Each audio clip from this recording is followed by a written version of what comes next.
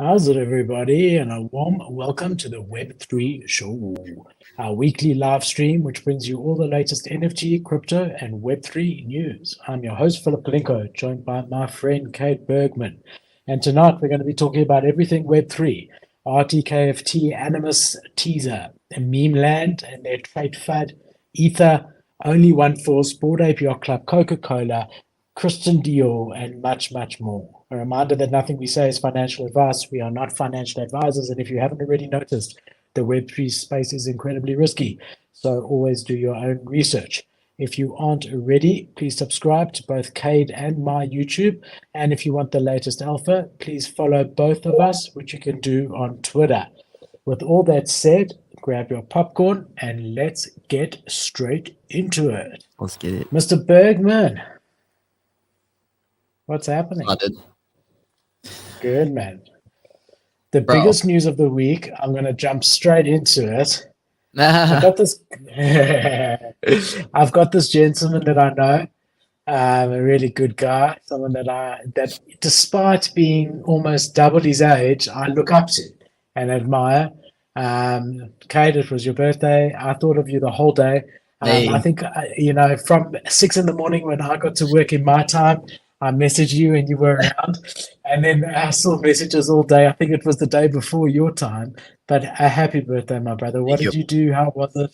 Dude, it went in a different direction than I thought. I went on this kick of like doing hard work and embracing the hustle and the work and all this stuff. And on my birthday, I was like, all right, I'm going to do a quick workout. And so I did like burpees, which it was like a joke because I used to do that at Orange Theory when I was working out really hard a few years ago. And I did like the 25 burpees, and then I like got kind of motivated. So I went out for a run. It was just going to be a short one, and I ended up taking a direction I don't normally go. Next thing I know, I'm like 4 miles in, and I was like, all right, well, I might as well go 6. I got to 6, and I was like, well, I'm actually kind of close to University of Washington, and University of Washington is one of the most beautiful colleges in the entire country. It is literally the most perfect college campus ever. If you've ever been to University of Washington, you know what I'm talking about. They filmed 21 and Over, one of the best comedy movies ever, on campus there. So if you walk around there, it's like being in a movie because the whole movie is shot there and it's one of the funniest movies ever. So I'm running there and I'm like, damn, it's 3 miles away. And I'm like, I'm already all the way over here. I'm never over here. I'm like, I might as well go. So next thing you know, I'm at 8 miles entering the university. I spend like 2 miles running around and I'm like, damn, I'm at 10 miles right now. And I still have to go home. And I'm like, wow, I'm going to have to either run a half marathon here or like get an Uber. And I was like, well, shit, I'm already at 10 miles. I'm going to go for a half marathon. Haven't ran ever more than 6 miles before. And I get all the way home 14 and a half miles later, bro. Jeez. How long did it take you? Probably 3 hours. Cause I meandered around a little bit every now and then to walk around and explore. Cause I love doing that, but it took a few hours, bro. I left at probably like 11 and came back at like 1, like literally 2 hours later. Like, I don't even know what happened. I wasn't expecting to leave for that long. And I got back thinking, I'm like, all right, I'm gonna just get home. I'm gonna shower real quick. I'm gonna get some things done. And I wasn't sure what to expect. Most of my friends are out of town right now, so I'll see them next week. And man, dude, for the next 6 hours, I just sat there on the couch and I could not get up. I was so like, my body was so tired. I ended up just like watching a movie and just relaxing. So it was actually really nice. I normally don't watch movies. It's hard for me to focus on a movie for that long. Sometimes I just watch like TV shows, but I made myself watch the entire movie. And then it was good. It was really good. It was more intentional based. I feel like my birthday, I don't like celebrating it like that. I like to do more of like introspective work and look back on what I'm trying to set like a powerful intent for. I just believe that like on the day of your birth, you probably, if there's any day that you're going to be extra like spiritually vibrational and shit, it's going to be your birthday. And so like on my birthday, I make sure like in the morning and the night to like set a bit of an intention and a focus. And so I kind of like celebrate my birthday slightly different because most people are like, yo, were you going to turn up? I'm like, no, no, I was never going to turn up. I'm the same. I also like it low key. Happy birthday from obviously me. I'm sure all our viewers, we wish you a beautiful year, my brother. A beautiful year to a beautiful person. Thank you. And thank you. I see RTs. I see Crypto Dream in here. What's up, fam? Crypto Dream dropped a whole video. Did you see that, Philip? He dropped a whole video. Yeah, I saw that. I was on the verge of tears, honestly. But you know what, Cage? You give what you get in this world, and you are really a true gentleman and a scholar, and you deserve all the good that has come to you and that is going to come to you. But it's so good to see everyone. I see we've also got obviously our friend Crypto Dream. We've got Artishi. We've got Connor. So let's get straight into it. KG, ready? Can we get going here? Also, shout out Kishi in Spaces. Well sorted. Appreciate you being here. Let's get it, bro. Amazing. Yeah, everyone on Spaces, welcome. Everyone on LinkedIn, welcome. Everyone on Facebook, welcome. Welcome, no matter where you've come to us. We're glad to have you. That like, hit that retweet. Yeah, Kate likes to ask for that stuff.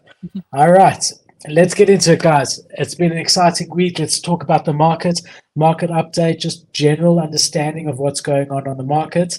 This is a weekly view of the NASDAQ S&P 500. And you can see here it's been a red week. As you know, Kate, we're almost 40% up on the NASDAQ year to date. So there's obviously going to be pullback like any market. It's not just up only, but it definitely overall has been a consolidation week, a down week. There's more red on this chart than there is green. And yeah, some of the winners that stand out this week despite that is Tesla, 5% up. We've got Nvidia still continuing to rise. Those are the guys behind the chips for AI. They up 2%. We've got Facebook up 2% with their launch of their Threads, their social media platform, which you and I can chat about. Yep. We've got Berkshire Hathaway up 0.6. AB Bev, which is Coca-Cola, up 1.5. But other than that, we're mostly down. The biggest down is in the health technology side of things, as well as electronics. NASDAQ was quite down this week. If we jump onto having a look at crypto week to date, this is a weekly view. We can see slightly down on Bitcoin, not too bad, 1% down, sitting just over the 30,000 mark currently. It has been dipping below, above, below, above. This is a very critical level currently for Bitcoin because there is a cup and handle in place at the moment, and everyone is glued to their screens to see whether it's going to stay green, meaning that we should go higher, or are we going to get out of that pattern and go lower? And people are watching and we're not sure. ETH on the week is down 4.4%. We've got Solana looking up really good, sitting over $21. They up on the week, and a couple of others like Matic also up. If we change it to a daily, just to see where we are in the last 24 hours, we can see the same picture, but just smaller percentages. So we've got Bitcoin down 0.5%, Ethereum down just under 1%, Solana, ADA up a bit, Doge up a bit. And another way to look at this is our good friends, the bubbles. This is looking at the day. You can see the big losers and winners. Anything in red, it means it's down. The bigger the red bubble, the more it is down. And anything in green means it's up. The bigger the green, the more it's up. And just to make this the weekly view, gives you a better idea. You can see overall a bit of a down week on crypto if you have to look at it overall. The big winners again, Solana, really looking good. AVAX up 5.5%. GRT, which I'm not sure what that is, but they're up 10%. Aave up 9% over there. So yeah, that's the story, and that concludes your market update. True. Not bad. Yeah, man. Don't have too much to say. So yeah, interesting. How's the trading going on the crypto side for you? It's going fine, honestly. I'm still in markup phase territory, so that's pretty much all I'm doing. I just stay learning that and getting better at noticing tops and noticing trends and trying to learn a few specific candle patterns that I can naturally pick out more often, I guess. And so I'm kind of just picking up the reps in there, and I'm not too focused on all the trading, like the specific trades. It's pretty much going to happen like in a week or so. Cool. But honestly, not that much going on. It was a bit hard to predict with crypto, with what was going on. Like it was kind of tough to decide on something. I think whenever you see crypto Twitter and everyone telling you it's time to buy, it's time to buy, it's time to buy, it's time to buy, you got to be a bit scared. And that's where we got. We were in that euphoric stage, about a week ago. Everyone's saying it's time, it's time, it's time. And I think but you know what I'm looking really forward to is pulling up a Bitcoin chart when we're talking about the market update and you charting it for us and showing us stuff there, because that's going to be really, really cool. Well, like here's what I have. I mean, let me show you my screen. Actually, hold on. I forgot to do that. I did actually have these markings up from the other day. So share screen. Okay. That one. All right, let me know if you see it. Okay, it's coming. So I think I did this like, I don't know, a day yesterday maybe, but this is what I noticed on the 4-hour chart. But I did know some consolidation. It's just like the 18th or 20th when we first mooned from that BlackRock ETF. That's what that news was when we first mooned a little bit. And then we pretty much just bounced up and down. And then we did break the structure being that last previous high. So we did peak straight, like slightly over it.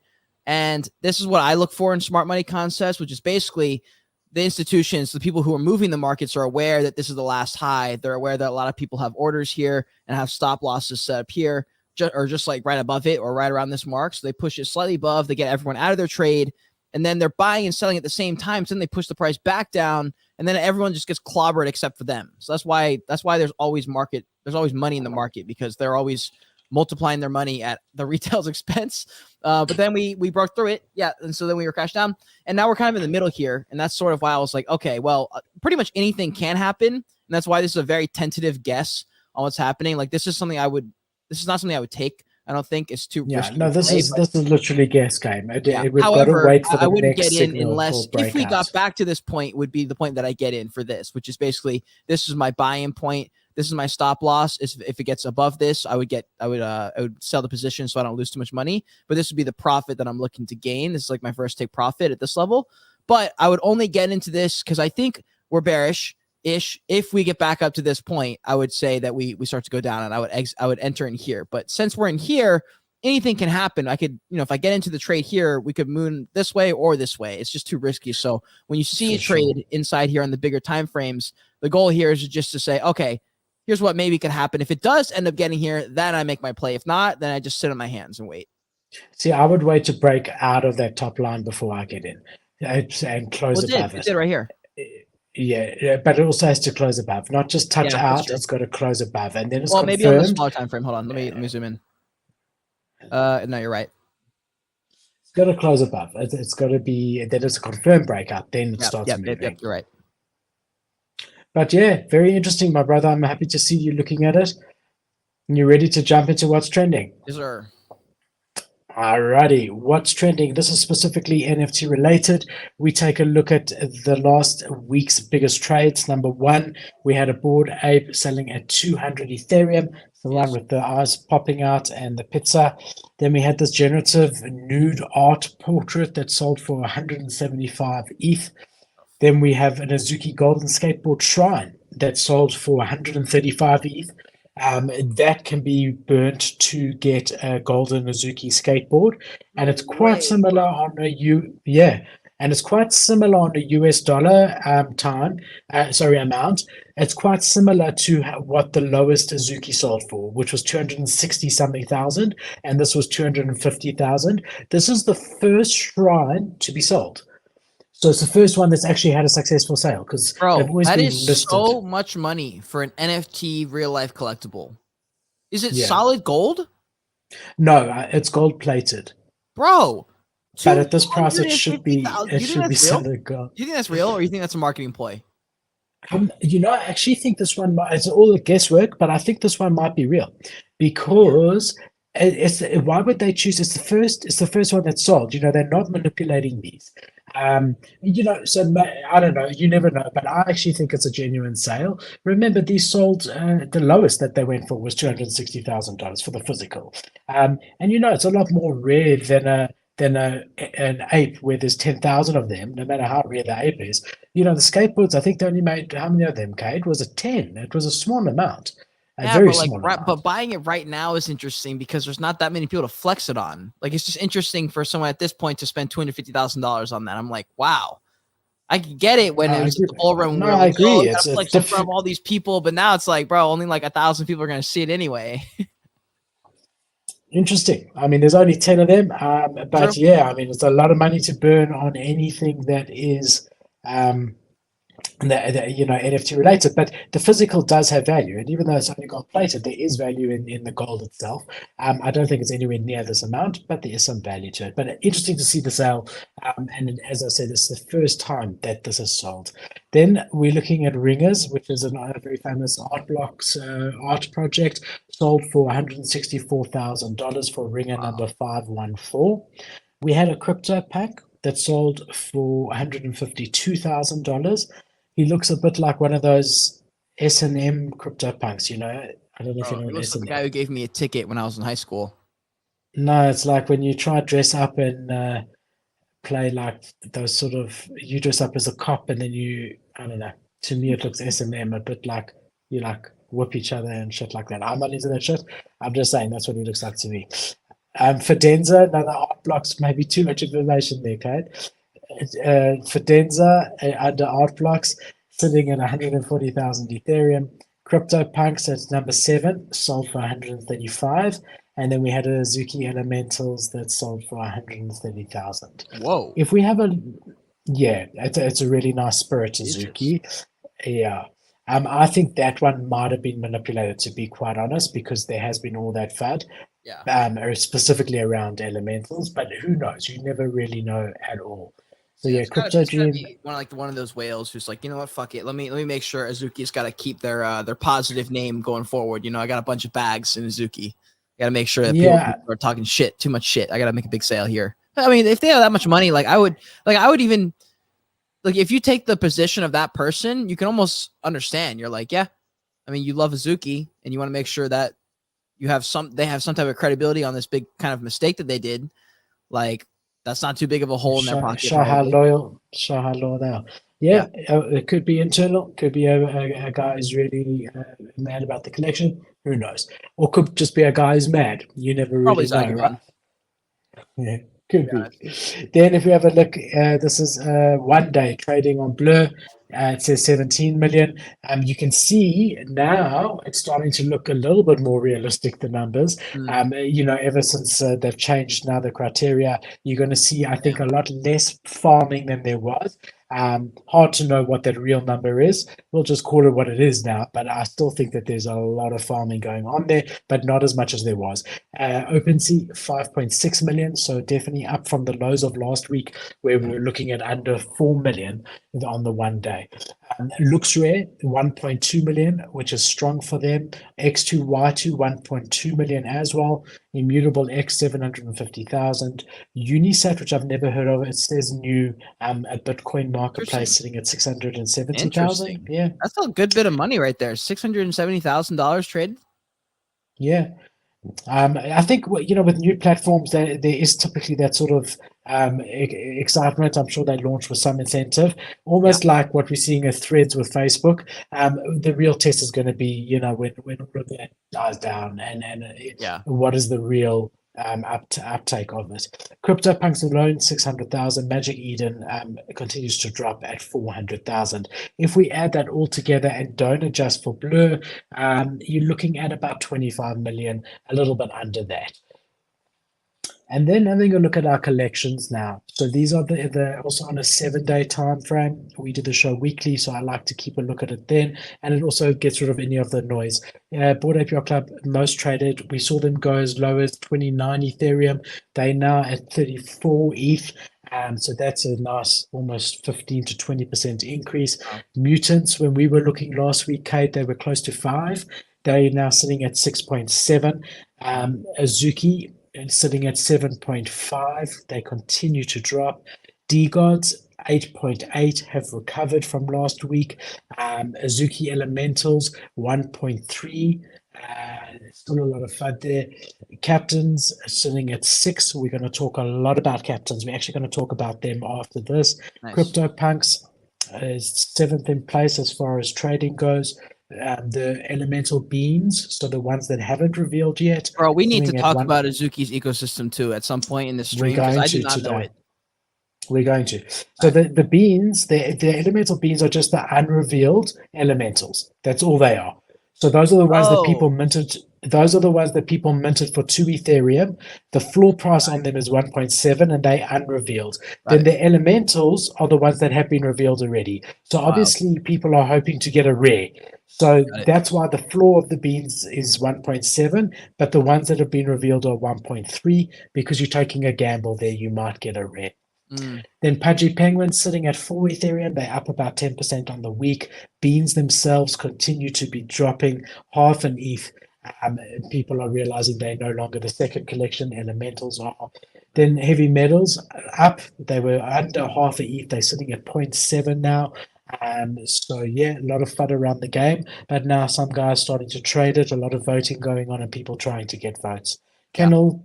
Kennel Club is sitting at 2.8, Clone X is at 1.8, Doodles at 1.8, and that sums up Bro, your seeing market those update. prices, having had hit that bottom, I'm like, wow. At some point, in a bad enough market, we'll be able to pick up Mutants again at 3 and Kennels at 1. Like even less than that, maybe even. Because I'm like, the fact that Bored Ape they didn't touch the 20s, right? They stayed in the 30s. No, they went under they 30, but they will stayed touch those in the 20s high one day. 20. Oh my god, bro! I remember Journey Crypto a year ago said Bored Apes will touch 20 again, and I was like, all right, bro, I could maybe see 40, but there's no way we will see 20 on Bored Apes. And now I'm like, we will 100% see 20s on the Bored Apes. I was shocked to see Mutants under 5. I really was. Mutants will touch, and that's why we were looking last week.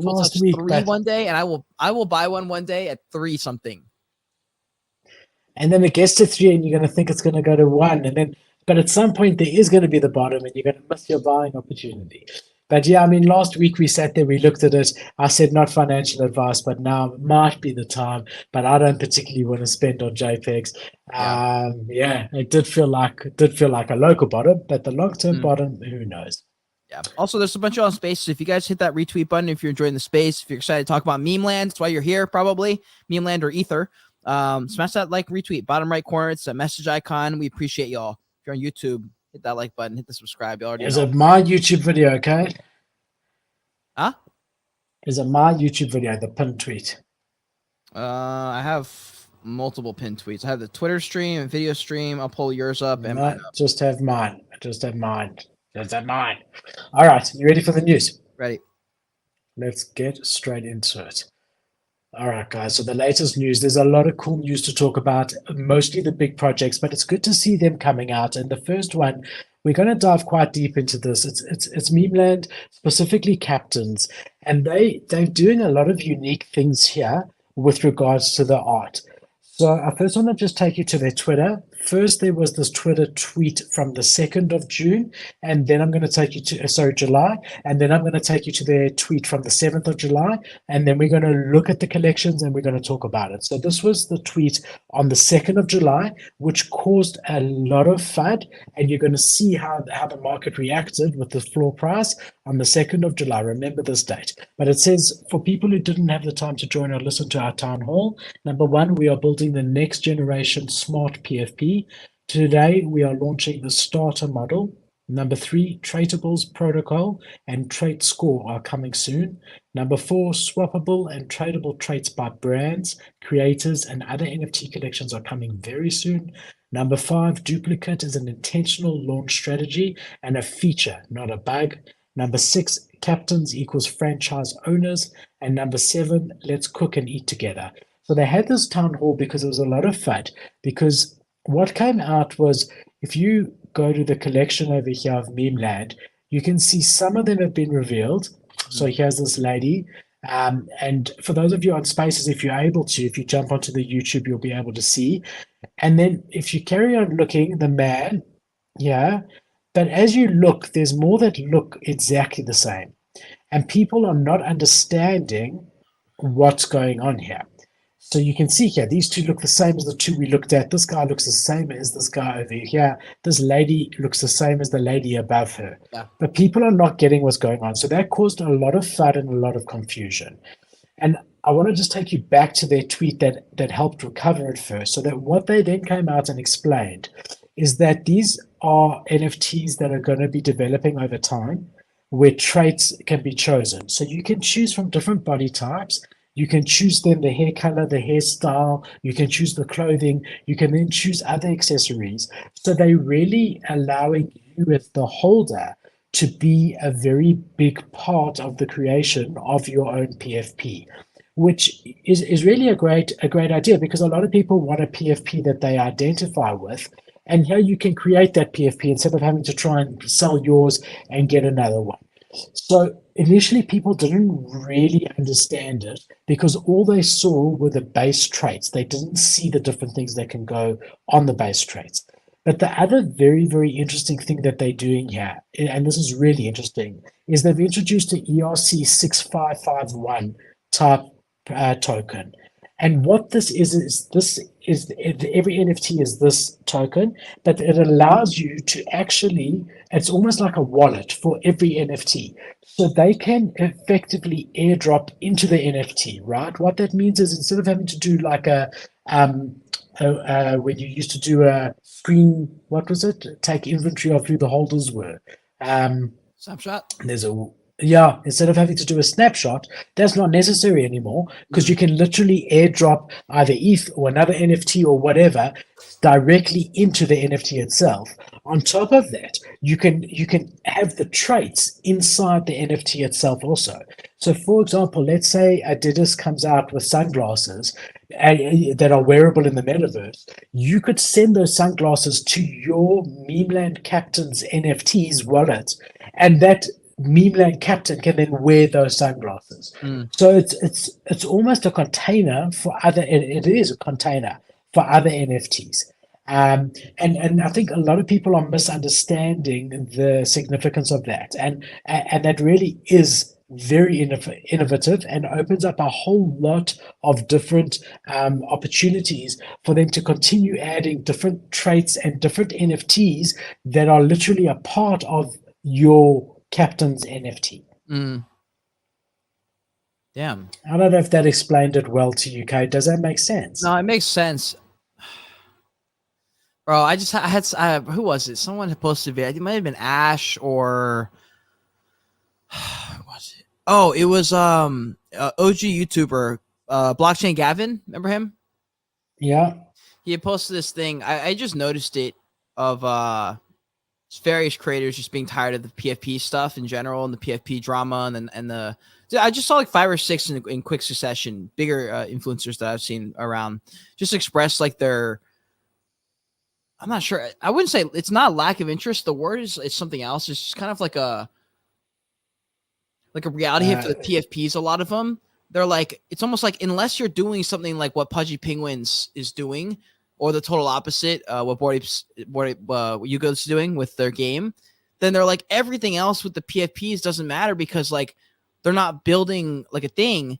I guess I've like seen that all week. So I guess the PFPs, I just haven't been paying as much attention because I'm like with the PFP tradable traits and stuff is super cool for 700 people. But like that's the only amount of people it's working towards. So I'm trying to think of like for companies like Memeland, like where's their time best spent for their Web3 initiative? Like what goal should they be striving towards? Like, do we know what Memeland specifically their Web3 initiative is for? Is it just for like building a PFP community online for like Reddit and stuff? No. So I mean, they do have the meme token coming. They want to make a really strong Web3 community. Remember, 9gag has been around before this. They've got a lot of big guys involved in it. It's not just to create a PFP collection. We can look a bit more into it, but I do want to show you that town hall was really bad. Because you can see here, it dropped all the way from 6.5 ETH to 4.5 ETH after that town hall on the 2nd of July, okay, which was the first tweet. And then once people realized what was happening, it recovered fully, and now has stayed pretty consistent above the 6 ETH mark. So I can imagine, you think as you come on here, you sort of think, oh my God, they've messed up. Look how many duplicates there are. This was a problem. And I think that most people didn't get the memo of what they were actually doing, because these are going to evolve. These are continuing to change and can be changed dynamically at any stage. And so when people realize that, so that's got a lot of benefit, but it's also got a big downside in that if you don't know what we're talking about now, if you're not aware of this, and once this is fully revealed, you come onto this collection and see so many things that are so similar, you're not going to want to get involved in this because you're gonna think that something weird is going on here. And I think that alienates them as being a niche PFP opposed to a very broad appeal PFP, if that makes sense to you, right? And remember, there's 10,000, so you want a broad appeal. But you can argue, just like VFriend Series 1, which looked like absolute hell, that what it looks like doesn't matter. people who understand the Memeland and 9gag ecosystem would want to be in that ecosystem, and the PFP is a great way to be in that ecosystem, right? So there's a lot going on here, and that's why you're seeing this uncertainty of how to react, the price going up and down and up and down. Bro, it's tough to build a community without that uniqueness. I feel like, I mean, even with VFriends, there's like very specific characters. This is just these are going to get there. These are going to get there. They're going to. I guess so. Until then, basically, they're going to fight it. There's just no way not to fight that part of the game. But I don't think it's bad. They're just going to probably dip for a while. They're probably just going to be sitting at 30% less than they are right now for a bit until people start getting those traits. Like, I mean, I guess they're never going to be finalized, but until they all start looking different and there's a bit of a more individual identity, person to person inside the community. Because right now it's like playing Sims. There's like not really community. It's just everyone looks the exact same. You got a box head. It's not. Oh, she's quite nice. Oh, geez. Damn, Philip. Chill, bro. All right. Okay, I'm just saying. Oh, man. With the Italian flag. Philip can't be stopped right now. He's a lunatic. Y'all got to come to the video stream. Okay. Yeah, man. So that's Memeland, man. I mean, I want to see a drop off in spaces, and I want to see an uptick in video people streams right now. Look, the nice thing about the pros for me with Memeland is they're definitely thinking outside the box. They've got a proper Web3 company that was in existence before NFTs. And yeah, I think that they are doing things against the grain. So we saw them launch that first "You Are the Real MVP" collection, where the floor's still sitting above 50 Ethereum for those. And that was before they even launched, and they promised they would give you whitelist and whatever, and people have gotten value from those. Then they launched the potatoes, which was also unique. Remember, those evolved as the NFT itself evolved.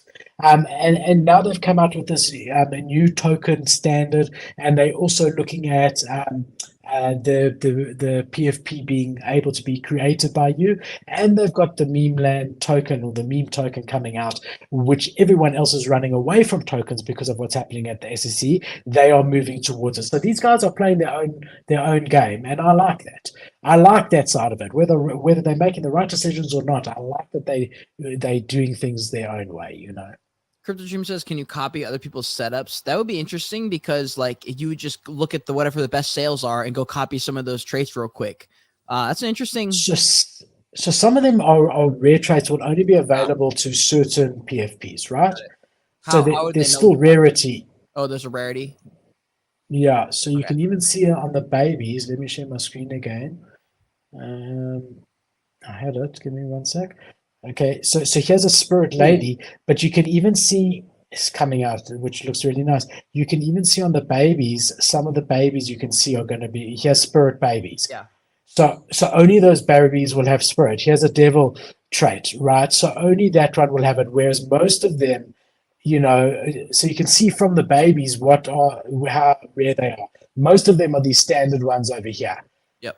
Which is what we're seeing the PFPs of the standard ones being over here. And then as you go down, you get different rarer traits that are only available to them, right? Does that answer your question, Crypto? Do you? I think it does. He says it sounds like Wolf Boy Social. It does. It does a little bit sound like Wolf Boy Social. From the evolution side, yeah. So now we got some news out of Yuga. The Legends of Mara, they're one of their millionth games. But now we've got a round table. And in this image, you can see there's different collections. So let's just take you to their Twitter where you can see it better. And this is from the other side. It said Bridge Worlds, Close Ranks, Slay Shattered, and Tame Otherside. So what's happening over here is they're showing which collections are going to be able to play initially within the other side. And I just want to point out these collections. If you have a look here, you've got Mutant Hound Club, which is quite interesting because they are actually a derivative project. They're no way related. I'll show you them. Interesting. I'm sure you remember them. They only came. The art is sick, bro. But they literally a knockoff of a better version of Yuga's dogs. Wait, hold on. Is this made by someone on the Bored Apes or something like that? It's the artist from the Yuga team? Wait, so what was the floor price a week ago? It's not associated. Were they pumped? They pumped. They look here. They were sitting at 0.1 That's ETH. not bad. That's not so bad. They went all the way to 0.3 when this tweet came out, and now they've consolidated to just under 0.2. Yeah. They'll probably come back to around 0.1. That'd be cool to get, bro. Just because you're like now you're officially part of like Yuga, kind of like you're at the round table. That's a cool buy. So you're not a part of. And I agree with you that it might be a good buy if you want to play the game, but you're not a part of Yuga in any way. You just have access to the other side. You'll still need a vessel to have access to the other side also. So it's quite an expensive ticket to be able to play in the game. You got to buy a 0.1 or 0.2 ETH NFT and also a vessel that's sitting at a similar price. So for us NFT guys, maybe 0.4 is not too bad. But if you're trying to make a game that's played by everyone, who's going to pay $900 just to get an entry ticket into a game? Then you still need your 8 coin and the rest of it. Bro, so, nobody in NFTs wants to play that game though. They're only marketing. But I'm saying, especially even out of there, it's a high barrier to entry. But either way, we've got the Mutant Hounds, we've got Cryptoadz, we've got World of Women, and they also pumped on this news. We got Meebits, we've got obviously Bored Ape with a heavy metal sitting on his lap over here. We got Forgotten Wizards Club, Forgotten Wizard Rune Club. We've got 10KTF as well, and Renga as well involved over here, and obviously the coders. Yeah. Here's your guy. Interesting. So those are the connections. Citizen at first. Yeah, it looks similar. And then when you look at it over here, you'll see compared to the advert when they originally dropped the trailer, they've gotten rid of nouns because nouns were in here. And they've also gotten rid of CryptoPunks, interestingly. So, obviously they're trying to keep CryptoPunks now as a separate art project, but, that's strange because that's under their umbrella. Right. And Cool Cats is also not in here either. So we've lost Cool Cats, we've lost nouns, and we've lost CryptoPunks, which is quite interesting. I think it's basically like who's got a stronger brand. World of Women matters more than Cool Cats matters. They just do. It's a better message, stronger message, more legit. I agree, but then that doesn't explain how they can allow these Mutant Hounds. Bro, this must be a favor. They're hella innovative, bro. They're a derivative of the dogs. Innovation. It's strange. No, I mean, I really like the art on this. Guys, this is the future. Mutant Hounds. Here, you're looking at it. I really like the art on these, though. I must be honest. What do you think of the art? I think it's cool. I just have no desire to buy animals. I would much rather buy like a PFP that would represent me, not an animal that would not represent me.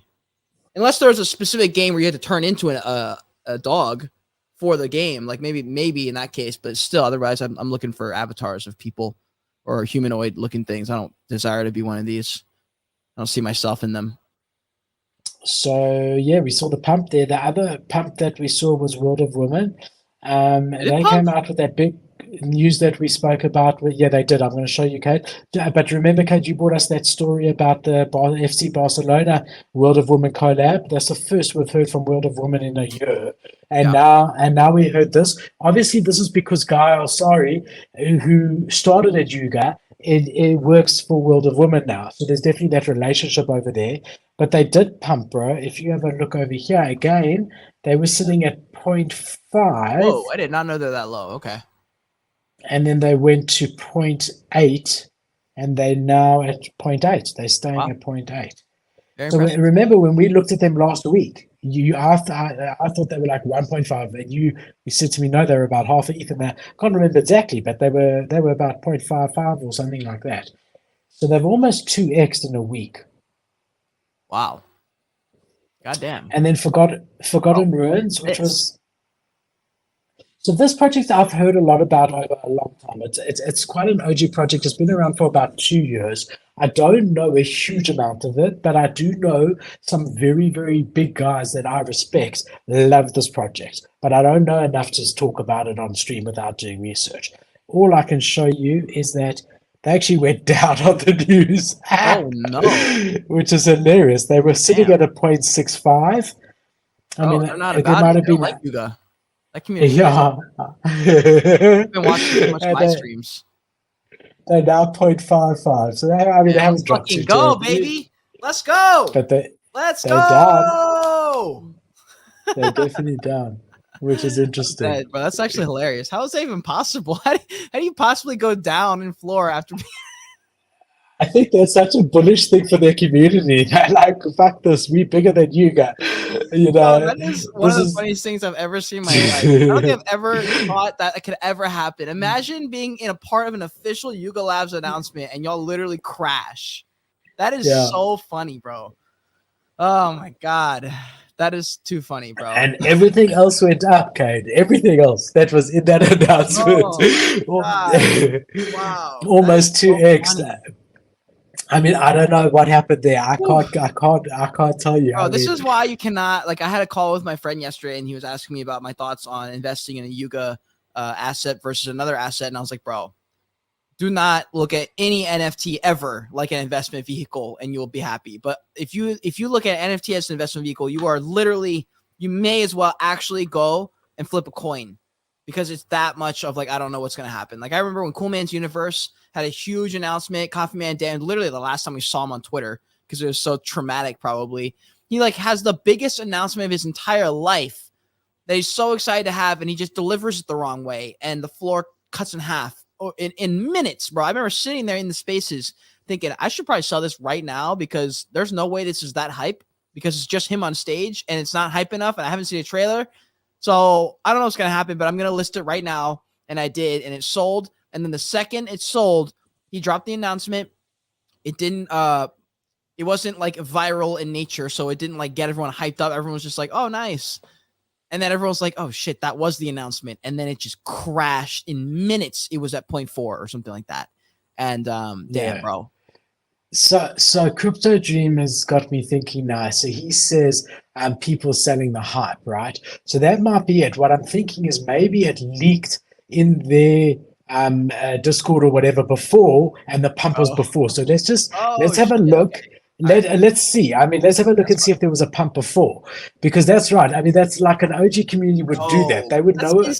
They would know about it. What? They would know about it before, and would have bought it. Always buy the rumor, sell the news. The team is like, yo, sell your fucking assets right now, guys. Sell it, sell it, sell it. No, but look, bro, that's not the case. On the 30-day, it was even higher. So that doesn't really. I mean, okay, end of June here, they pumped to 0.8, 0.79899, so 0.8. Okay. And they're now sitting at 0.56. So maybe they knew about it before, but they started selling the news before the news even came out. I don't know. We need to have someone from this community let us know. If anyone in the comments or on Twitter Spaces knows anything about Forgotten Ruins with the cult, why didn't they pump when they were shown as being one of the PFP collections that buys you access? Not why did they pump? Why did they actually go straight down? Why did they not pump? Yeah. Oh, why did they actually drop? Yeah. when the announcement came out. I'd love to know. That is so funny, bro. Man. All right, you ready for the next one? I am. All right, let's get straight into it. Hold on one sec. We here at Azuki. So look, I mean, Azuki to me is just going from bad to worse. I mean, I'm not saying they as bad as Moonbirds yet, but I'm starting to see some similarities, backtracking on things, that loss of confidence, getting the community to vote on every decision. Should Zagabond wake up this morning? Should he not? So now the latest thing is that they've got to vote on the elementals. For those of you that don't know, there was a huge backlash when the elementals were revealed. They look almost identical to Azuki's. On top of that, they're more important than the beans, which everyone thought were more important than elementals. So now, going on currently, it started yesterday, but it's still going on. They've got to vote now. So if you are a holder of Azuki elementals, you can vote for the background, a domain background, if you want it to change or not. So you basically go to their website. If you're a holder, you'd connect your wallet and you can say you want to keep it as the originals or you want it to be modified. Modification means that you change the background slightly. So if you look at this lady over here, I'll try and make this bigger for you. If you look at this lady over here, she's got a background with a blue sort of at sign, and if you go to original, there's no blue at sign. It's just the blue background. So they want to try to do something that will make it stand apart. I don't think that that's noticeable, because if you're using it as a PFP, I mean, I had to make it bigger for you to even be able to see the difference. I don't know, bro. I just think, first of all, they need to make proper decisions and show leadership themselves, instead of, getting everything voted on. If you really involve people too much, and you're going to upset more people than not. Just make the decision, let the people that agree. They just need to just redo the art if they're going to do this at all. Don't even, bro, why bother changing kind of changing the background? Just fucking fix the problem. The problem was it looks too much like Azuki. Just fix the fucking art. Just be like, yo, sorry, we're going to fix it. Obviously, the moment they change the art, the floor will literally 2x. Like, if they just said, yo, we're going to fix all of the art, see you in 4 months, it would pump 100%, and then all the FUD would be gone, because that was the only FUD, bro. When the art's back, everyone's going to be like, bro, they did so well, man. They fixed the art, and then everyone pumps it up. There's too many whales in Azuki, bro. It's too easy for them to fix this. If they want to fix it, they will. I disagree with you. I think that they are going to continue to bleed a slow death. I think that it's not necessarily just that there's this thing that they look exactly the same as Azuki's. I think that they were held in such high esteem that people cannot believe now. They sort of they were, Azuki was like becoming the sort of golden child of NFTs, and this has shown that they are just as bad as everyone else. They don't know what the hell they're doing. They've taken months and months and months of these stupid beans being there to come out with something that looks exactly like the original collection. That's not the FUD. The FUD is, we thought you guys knew better than this. You, the guys who are building gold skateboards, doing things different, how can you make such a rudimental mistake, such a basic mistake as making your secondary collection look exactly the same? And they've lost trust in the team. And I don't think you recover. I don't think you recover from that. No, here's the thing. I agree with you there. And I'm 100% on board with you there for like the next month. And then in about a month, I completely would think the opposite. I think in a month, once all this emotions is back, and then we're a little bit depressed, and another person makes a mistake, and then another person does well, I don't think so. I think in a few months, everyone's kind of chilling again. Everyone's emotions are back to normal. These level out around whatever they level out around. And then we have 3 to 4 weeks of hype around Azuki. A bunch of people who are in Azuki obviously saying, listen, everyone makes issues. We have Frank coming on Spaces going, yo, we fucked up before. D mistake, whatever. D come back. And then everyone forgets about it. And then the metadata goes back into hibernation. Everyone gets pumped up. We start seeing Spaces about it. Azuki, what do y'all think? Is it going to pump the floor? Is it not going to pump the floor? The floor starts to pump. Everyone starts freaking out. Machi jumps in. Shilling Villain jumps in. The floor dumps a little bit. There's FUD. Someone makes a... Bro, we've seen this happen 100 times with 100 different projects.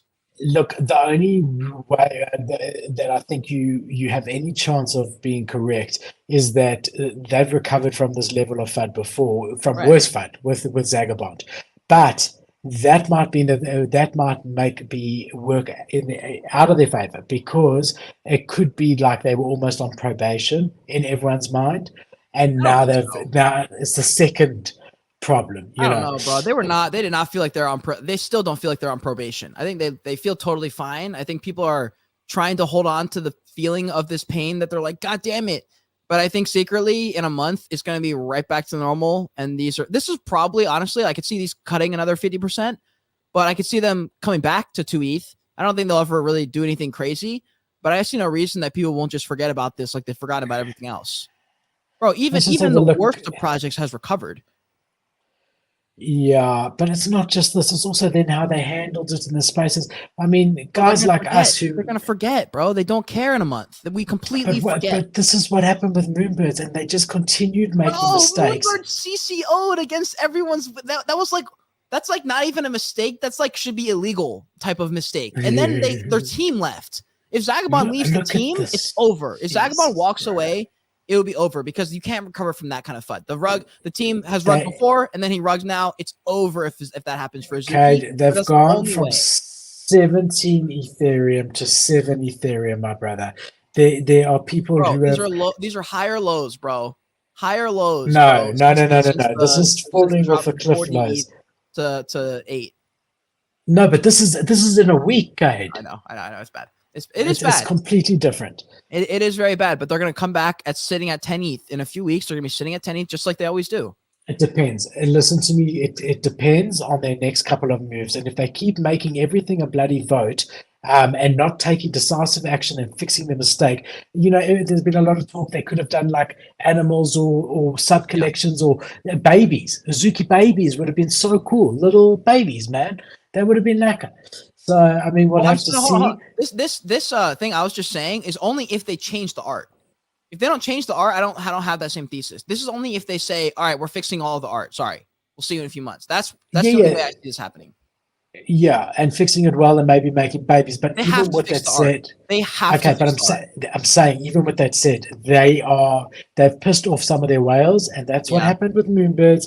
Some guys have sold and are not coming back to Azuki, so they're on a very tight line. I think this is 50-50. It could go either way depending on the next couple of weeks and what they decide to do.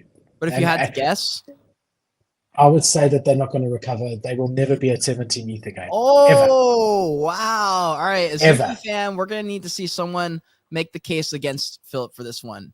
Well, we can I only make the case if they fix the art. If they don't fix the art, I'm in Philip's boat too. I agree. Okay, but I'm saying even if they fix the art, they've lost the trust. The trust is gone. That trust that this team knows what they're doing. This is a seasoned team. Bro, they know what they do. They don't care about trust, bro. Their founder is Zagabond. He's a literal rug puller. They don't care. You're missing the point. No way, bro. Let's see. I'm telling you, they don't care, because if they did, they wouldn't be pumping that project. They care because their bags are in there, which means they're going to care again.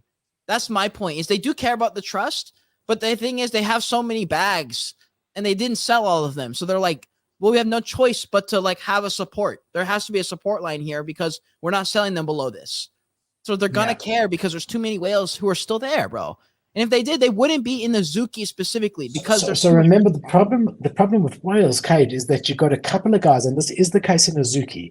You got a couple of guys sitting on 50, 100 of these things, and you piss off a couple of those guys, and you're in big trouble, because if 50 Azuki, even if you piss off one whale, if 50 Azuki hit the market, and you're in trouble. And that's what happened here. That's how it can go from 17 to 7. So now they're on a tight line. And if they piss off another whale, it's going to half again. And then they're sitting at 3.5. And then there's panic. And so they are in big trouble. I think there's a 75% chance that they don't recover ever from this. But I'm telling you, they'll never go to 17 ETH again. Ever. I'll say it here. Take this tweet, do whatever. You can do your funny dance if I'm wrong, like you did with Moonbirds, but I won't be wrong. So I see we got a question here from Shadow NFT.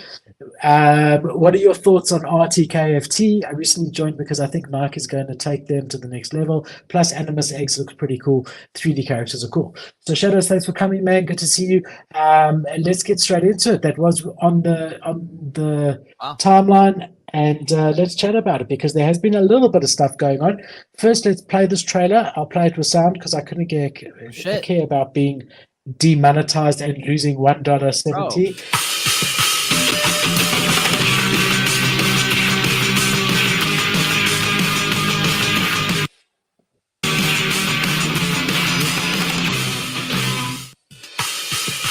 Okay, so you can tell that it's a bear market because it's only 10 seconds long. So they didn't want to pay. Yeah, that's it. They didn't want to pay someone for more than 10 seconds. But like always, right? You've got really good animation. It's just showing the entire ecosystem on a comeback. So when hope is lost, we rise. It's sort of the introduction of the next stage, and that's what happened. They then posted this, trying to show us what the Animus is going to become. So again, they're playing the sort of Yuga card here, in that you got to try and figure out what is going on here. Okay. So I don't know if we start from top to bottom or what it is, but let's just say we start at the top. You've got a dog that's half dog, half man. He opens a zip and his tail comes out and he becomes a dog.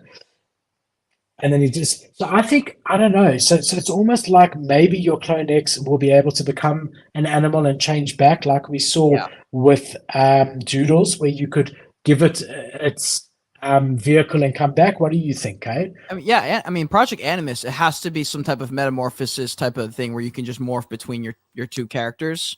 So I agree, it's gonna be like some type of companion / skin that you can more than likely swap between. I think it's cool as fuck. Like that would be awesome, bro. Imagine the real But world. it's its own project, eh? So it is its own project. So it makes it. Yeah, I mean, let's see what the floor has done here. This is 7 days. When did they drop this video? Let's just have a look here. 3rd of July. Okay, so let's go here. 3rd of July. So guys were initially. It's hard to know because. Hold on, what time did they drop it? That's 10 a.m. or that's midnight. Yeah, but it's like right. That's the night before. You're not really going to know the time zones anyway. True. 5:06 p.m. So my time. End of the day, July. But 3rd. that's my time, Kate. But no, but I'm saying South African time. You can check that exact same time. I don't know if it's. Let's have a look. So that's AM. 5 p.m. So 5 right there. So they initially pumped. So why were they had a big drop off just prior. It is interesting. So let's assume that these time zones are all my time zones. Then you're correct. They did pump a bit it's so hard to get an actual number here. 0.589, and now they're sitting at 0.449. Interesting. Listen. You know me. I'm bullish as hell. I was bullish as hell on CloneX. Animus, I thought was a good investment. They've actually, if you look at the activity over a longer time period, they've stayed pretty consistent at this price. They're one of the few projects that have. I think John's really touched on it, and I've said it numerous times before. My problem at the moment with CloneX, and I'm sorry, Kate, we've got to do something about this. Every time I share a bloody comment, it covers you, which is not okay. We've got to do something about it. But what John is saying is very much true. .swoosh is almost competing with CloneX, whereas we thought CloneX was effectively Nike's digital Web3 entry. That's what we thought.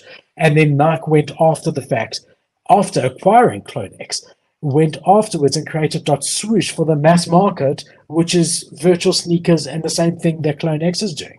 And I don't know if there's been a split behind the scenes. I would think there has between CloneX and Nike, that RTFKT has become its own ecosystem that uses Nike's production to make the merch. I don't know what is going on here, but it's weird that Nike has launched their own sort of platform for digital wearables and things like that. And that has caused a lot of confusion, and a lot of people, including me, to sort of think, okay, this isn't Nike's entry.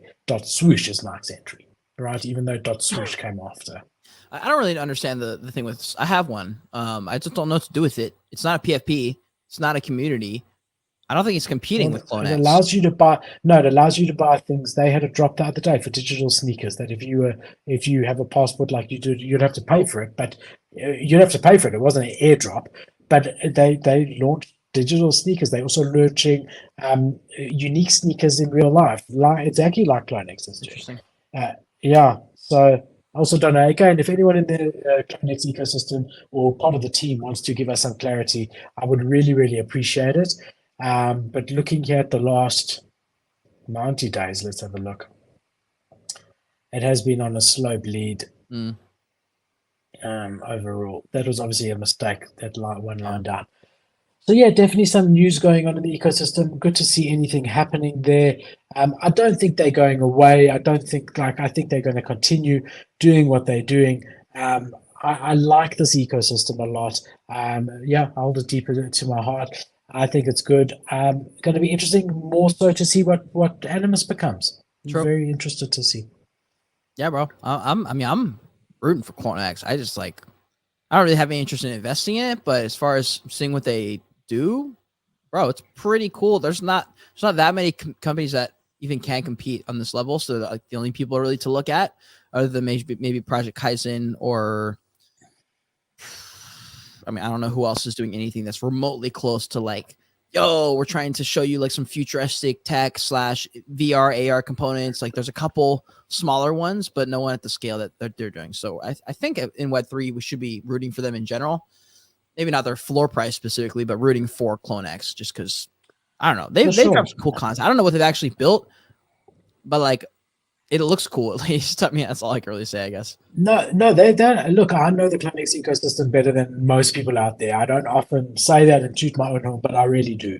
And they've done a lot of cool stuff. They were one of the first to use on Cypher, where you had your own virtual room that you could customize, which later many other big projects, including World of Women and other projects, use the same thing. They were one of the first to do that, and they've continued to do that as far as that goes. Digital wearables, they've been researching that digital wearable technology for an incredibly long time, which is really, really cool. And we've seen that happening. And they were the first to launch clothing that has got that inside of it, that you could put that hoodie on, and then you had virtual wings as well. And then the same thing with their shoe drop. They've done the similar thing with their virtual shoes, that you can wear them in the metaverse and do things like that with them. And then your in real life merch is really cool. It's Nike quality merch. I've gotten quite a lot of it. It really is the normal Nike quality. It's great quality stuff, and it's unique. So there's a lot of stuff that they've done that they've done well. They messed up. They were also the first to launch the container, the box that no one knew what it was. They were the first to do that. And I see here we've got a super from Shadow. Thank you, Shadow. What's he saying here? Damn. Dot Swoosh are $20 shoes that are digital and Web 2.5. Okay, so sort of in between. And they recently announced they will not be interoperable fully, only between EA games. It's just for normies. RTKFT is their premium. Okay, cool. I mean, I'm bullish. So that makes sense. That does make sense. Yeah. Then I'm bullish, man, because if RTKFT is Nike's thing, that's their proper, what they behind as far as their Web3 entry and metaverse wearables, then I'm super bullish on them. Super bullish. But I'm telling you, like I said last week, I am feeling like I need to get some ETH and I need to start buying a couple of NFTs. I really, really do feel that way. It's starting with the Clonex, an Animus Egg, a Mutant again. I got to get one of those. I got to get into some of these ecosystems. I'm super, super bullish, and I think the entry level prices are high. Really? Azuki is almost like Pepe coin. It could go back to 15 ETH in the next 2 months, but it could go to 0. It's like at this point for me, Azuki now, because of what has happened, I really believe Azuki is high risk. Vagabond would have to leave for that to happen. If he's there, they stay. I think it goes up if he leaves. I don't like that guy. No way, bro. No way. It should. We'll have to see. It should go up, but I don't think it will. I think it's the nail in the coffin if he leaves. Because then it's like there's literally no reason for any self-respecting person to be in that project at that point. Seriously. Like, I feel like egos will take over and we'll be like, all right, we need to put our faith in someone else. And I think that liquidity goes elsewhere. It goes to someone like Pudgy Penguins. It should. It's going to be interesting. Pudgy Penguins should be at 8 ETH, bro. In my opinion. If D-Gods is sitting at 7 to 8 ETH, Pudgy Penguins should be close to 6, 7. Pudgy's gone from 1 to 4 in the last 6 months. Yeah, I think they're fairly priced. I think, and I know I'm going to get a lot of flack from you, Cade. I think Frank D-Gods are overpriced at 80. Honestly, especially in this market. I think they're great. I think they should probably. Exactly. I'm actually agreeing with you, but I think it's the other way around. I think D-God should be 4. Yeah. So I think Pudgies and D-Gods are doing good things. Yeah. But yeah, I think Sappy, so. Bro. We've got another. I'm telling you, Sappy Seals is on the rise too. Sappy Seals is not copying. They're copying their style on Instagram. They're doing very well. Sappy Seals is a community. They've been building a game for a long time, Sappy Seals. Yeah. And I am bullish on them. Not financial advice. So I just want to say one thing. So we got a My Pet Hooligan guy, and we did that video on My Pet Hooligan. What a community, bro. We tweeted out that video. I tweeted it out. I tagged you in it. And next second, I had 300 and something retweets, another 100 followers, and really, what a community. Just a big shout out to the community. I agree 100%. I would pick up a My Pet Hooligan 100%.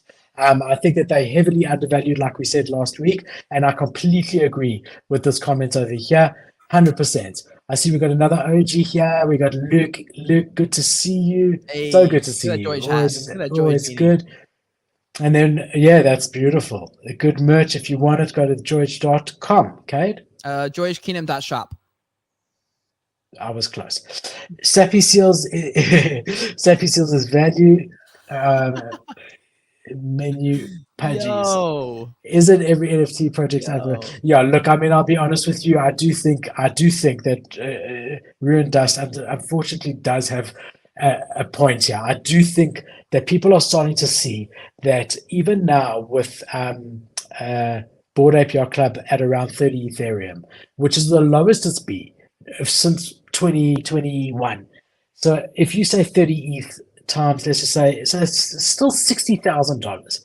That is too much money for something where there's another 9,999 of them. I agree, I do agree with Ruin Dust, unfortunately. I think that the upper echelon collections are overvalued. I really do believe that. $60,000 for That's Bored why Ape I'm not is in a just hurry too to get much. in all these, because I want to see what they've got, and if there's any point to even be in their community in a few years. That's why I'm like, a lot of them I'm just kind of chilling. Like there's a few that I'm just like paying attention to, like the people I like and seeing what communities that they're vibing with. What are the, just like if there's any opportunities, like whatever. There's just certain things that I go towards, I guess. I mean, that's really the only reason I buy them anyway. I don't really ever buy because I'm like, I can't wait to sell this at a different price. That's very rare for me because I wasn't naturally a trader. I guess maybe in this next bull run I might be, but most of the NFTs I buy. What I would buy to trade, but what I would do is that typical thing that we used to talk about in the bull market. I'd buy two or three, so sort of buy one to hold and buy the other two, hopefully to 2x the first one, and then to sell the other one, and then you completely paid for it yourself, and you get to keep the third and a bit of profit. But another one that I would actually, I'm not, and none of this is financial advice, just to make it very, very clear. But another one that I would seriously look at buying, and I don't really know if now is the best time or not, because the floor price is pretty high because of all the good news. But I'm bullish on ONE1Force. I really, really am. I think that they're looking really strong at the moment. If we have a look over here, they welcomed a new artist, Ramon _90, but he's an artist from Riot Games, bro. And he's worked on projects like Legends of Runeterra, Spider-Man, and things like that. He's now their creative advisor, bro. So that's pretty bullish. Oh, sorry.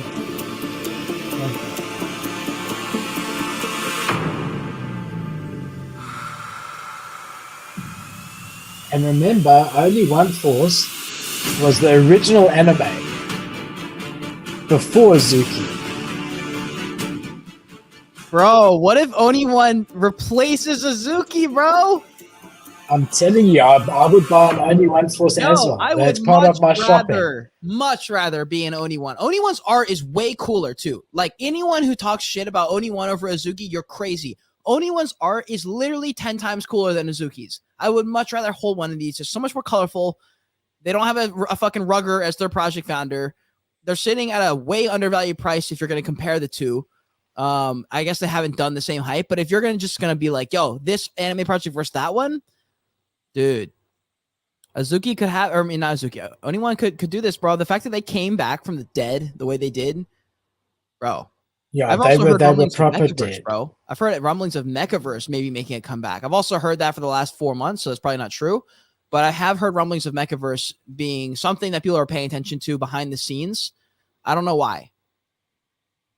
Look, it looks like a good time to buy in. I mean, the high of ONE1Force, not financial advice, the high was 2 ETH in the last 90 days, and they're sitting at 1.19.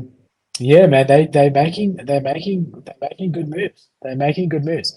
I see something interesting here from John Ezra saying Murakami flowers and max paid by X copy. Definitely, I agree, John. I mean, look, that's art meta. We mostly talking about PFPs here. On the art side, I mean, art side's too expensive, but I mean, I'd love a Ringers, I'd love a Captainz. I mean, obviously, but I mean, that stuff I think is still way too overpriced.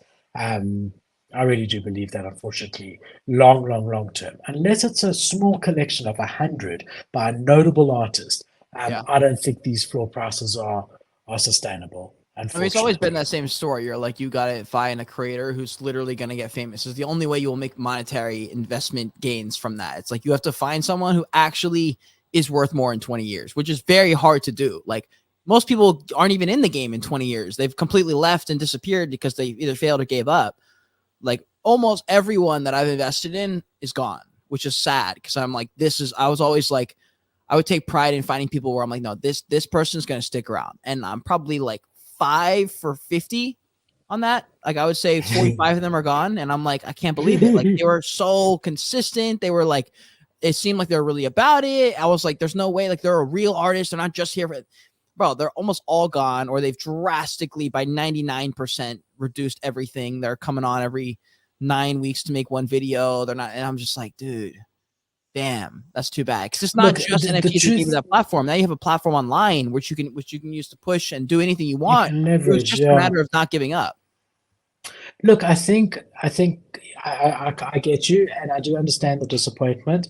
I also think that it's a different situation for different people, Kate. So just put yourself in this situation.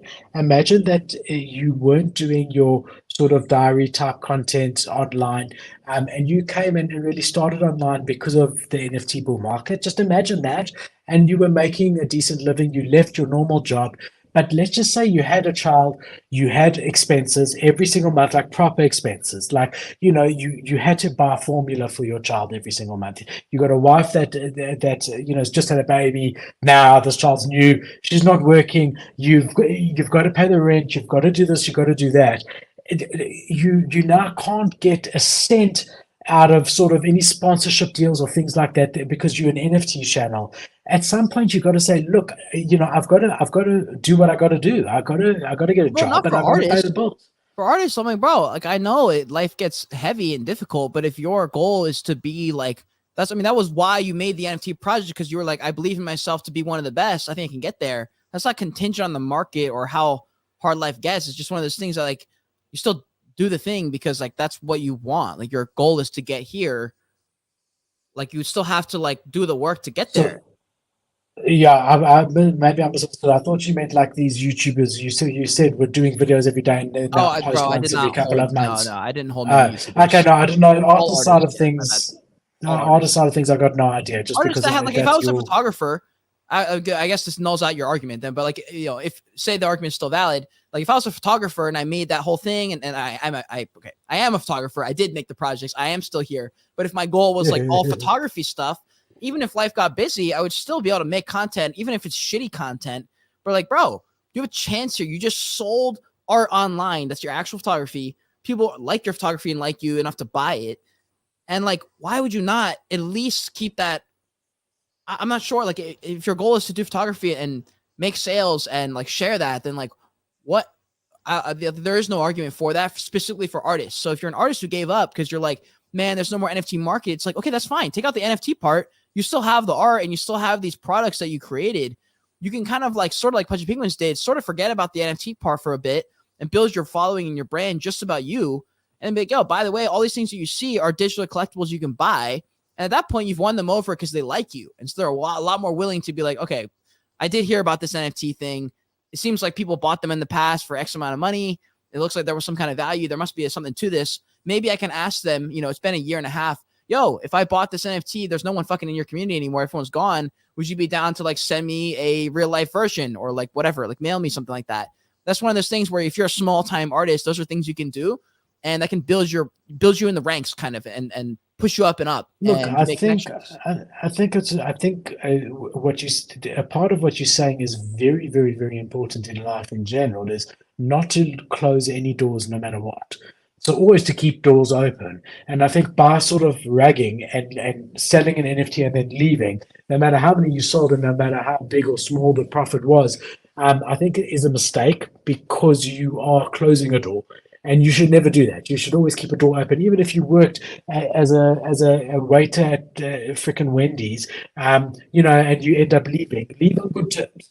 So you never know. And I'm not saying you necessarily will never get another job at Wendy's, but you never know. You might end up opening a company that supplies the cups to Wendy's, and you walk in there, and that person who you told to go F themselves is now the head of procurement for Wendy's. And just the world works like that. You gotta stroke the fire, in weird bro. ways. You just gotta keep stroking the fire. You gotta. But also, don't leave doors closed. Exactly. If you need to leave something, rather, leave it correctly instead of just up and leaving and screwing people over, right? Yeah, I mean, my torches were just nothing when I first sold them. Like, I was like, yeah, these are just an extension of the access keys. If you can't afford them, this is another way to get into the ecosystem. And I was like, and in the future, I'll figure something out for it. I don't know what it is, though. That's literally what my pitch was when I first sold the first torch collection. It was fine. That's why they bought it. They knew that's what they were getting themselves into. By the time the second torch collection came, a full year after that, it had basically been the same message, but I was like, I'm a little bit closer to finding out what that is. And I think it's going to have to do with my content and what I'm going to have available and access and Discord. I'm going to close the Discord and make it some type of token gated thing. And if you want to be part of that at all, especially when the market comes back, you're going to want to have one of these torches. And if you want all the stuff, you're going to want one of the access keys. And as the world changes, like I will have to adapt. And so like the meaning of holding one of those changes. But like, that's kind of the game. Is like, okay, if I'm a big trader, then during Cade's trading era, when everything's about trading, like I should be in this for sure. And if I need to get out, I sell it and I get out. But it's one of those things where I'm like, it just moves and morphs with you. And that's the whole point of the NFTs. Is like, that's your assets. It's your name. It's your brand on the line. And it's your responsibility to kind of pick up the pieces every time they fall and do something with it. I understand. And I respect you for doing it. I think everyone should. And it is disappointing when people don't do it. Okay, next story, Project Ether. All right, so Ether, this new mint, only whitelisted minted so far. We're still waiting for the main. Let's just do this backwards. So let's jump onto OpenSea first. You can see here 1,800 have been minted. You've got only 3% listed. That's quite bullish. Own account 879, which is a good unique own account, just under 50%, and floor price sitting at 0.67. A lot of, I did look into some of these sales. I mean, let's just call a spade a spade. Definitely a lot of the team buying their own NFTs at this point to keep the floor price propped up because they've still got the public. I don't know why they made the public a week later. It was a big mistake. I would have told them if they had asked for advice. I would have told them freely. That's a mistake. The one thing that I've learned in the projects I have assisted and been a big part of is momentum during mint is incredibly important. And you don't want to lose that momentum. And having a week break is a big mistake. So we saw the opposite end of it with the 10-minute mint window for Azuki, which was also very offensive to a lot of people. And that also had a lot of problems. So it wasn't just the art. But I mean, imagine you lived in a country far away and that time was 3 o'clock in the morning for you and you in Azuki whale. It's just not considerate. So that's the opposite end where they try to keep the momentum too much. They literally gave 10 minutes to that one, 10 minutes to that one. And that was also wrong, but a week is crazy. So anyway, they've realized this Ether when they've seen that the price has dropped so low. And they've said, look, we're going to be dropping the collection size from 10,000 to 5,555 because of current market conditions. But what else is interesting here in this, if you look at their Twitter, is that is their last tweet, the 2nd of July, which is very telling because today is the 8th of July and their remaining supply is supposed to go on sale on the 9th of July, which is tomorrow. And you've literally had no activity at all for the last 7 days when they should have had the most or the last 6 days where they should be having the most activity. And if they think keeping their floor price just nothing, and if they think just keeping their floor price just above mint is going to be enough to incentivize people to mint, they are very, very wrong. And remember, their whitelist mint was 0.3 something ETH. So that was another crazy thing, is they gave such a benefit to the whitelisters that naturally a lot of those people feel, look, I can 2x in a very bad market. And they have now had to fuel that 2xing.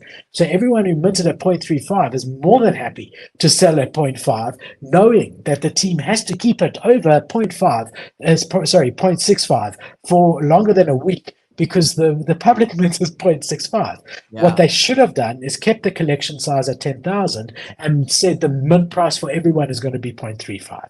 Because then they wouldn't have had to artificially prop up the floor price, which they're still going to have to continue to do, buying everyone's bags who whitelisted.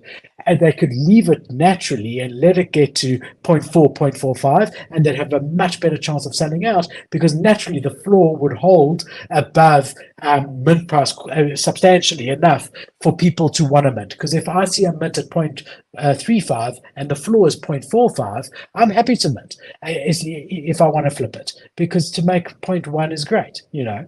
Mm-hmm. Yeah. So a lot of mistakes have happened here. And I think the inactivity speaks volumes. And I think they're in a lot of trouble with this mint that's happening tomorrow. I think it's really going to be an issue for them. Yeah. Well, so if you look at my shared screen, I just interviewed OG, who's you've probably seen him on your timeline, guys. He's been interviewing like basically everyone. He's really good on Twitter. Pretty funny, nice guy. And he's like 21 years old. He's just high energy. And he's like he loves Ether. He's like been all about them. I think he's even got them in his bio and stuff. Like he just likes the team. He met them all. So he's a big proponent of Ether. So I asked him a couple things about it. He's not too worried about it. But he's also, I mean, he's for sure biased. However, I did not know that they've been literally inactive for like a week. That is very interesting. And I didn't know that I didn't know we were still waiting on the public. I thought that had already happened. Like I thought it was like right after this interview, I thought the mint was happening. And I just didn't expect us to still be not knowing. I don't know. 10 days is crazy, bro. No, so I think it was about 7 days. So it's been 6 days. So yeah, it's a week. But it doesn't matter. Even 2 days is crazy. You go a couple of hours is what you got max. Yeah. I think they made a big mistake over here for sure. And I think they've made an even bigger mistake by cutting the supply instead of cutting the price. And they're getting a lot of FUD for it. So that's that. And just to have a little bit more of a look into the Yuga floor price in general, because we did dip under 30 for the first time since 2021. We're now sitting at 34.49. So there's been a recovery over there. But more important than the actual pictures, and we can have a quick look, Kate, if we were going to buy one. I just want to show you this. So you asked where did we go to? So here you can see the low was 27.7. Or 27.4, sorry. Wait, so they did touch the 20s. Yeah. You said, did they get to 20? I said, no, they got under 20, high 20s. Oh, okay. But they got under 30. Hit 20 then, bro. Yeah. Dang, I thought they didn't even hit the 20s. I thought they hit the 30s. No. They hit no. They currently at 34. They hit the 20s, but the high 20s. Yeah. They didn't hit low 20s, and they're now back at 36.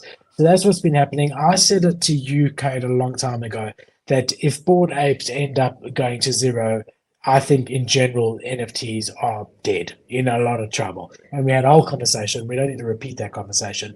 But there's no doubt that as these drop sharply, it does spread to the whole market. And we did see that a week ago. When these went under 30, everything dropped 10 to 15%, everything across the board, including your pudgy penguins, including everything dropped, and people freaked the F out. Yeah. So now they're above there.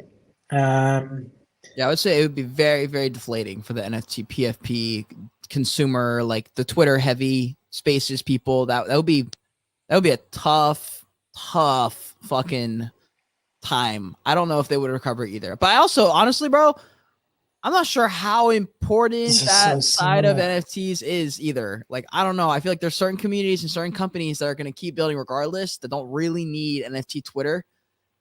It's just tough. Not just NFT Twitter. It's just, they have. They need like a 10-year runway to not need consumers like money from. They just need to be able to build for that long. And if they can, then they don't need the market. But yeah, I don't know. Anyways. Look, Yuga is about 50% of the NFT market, their ecosystem.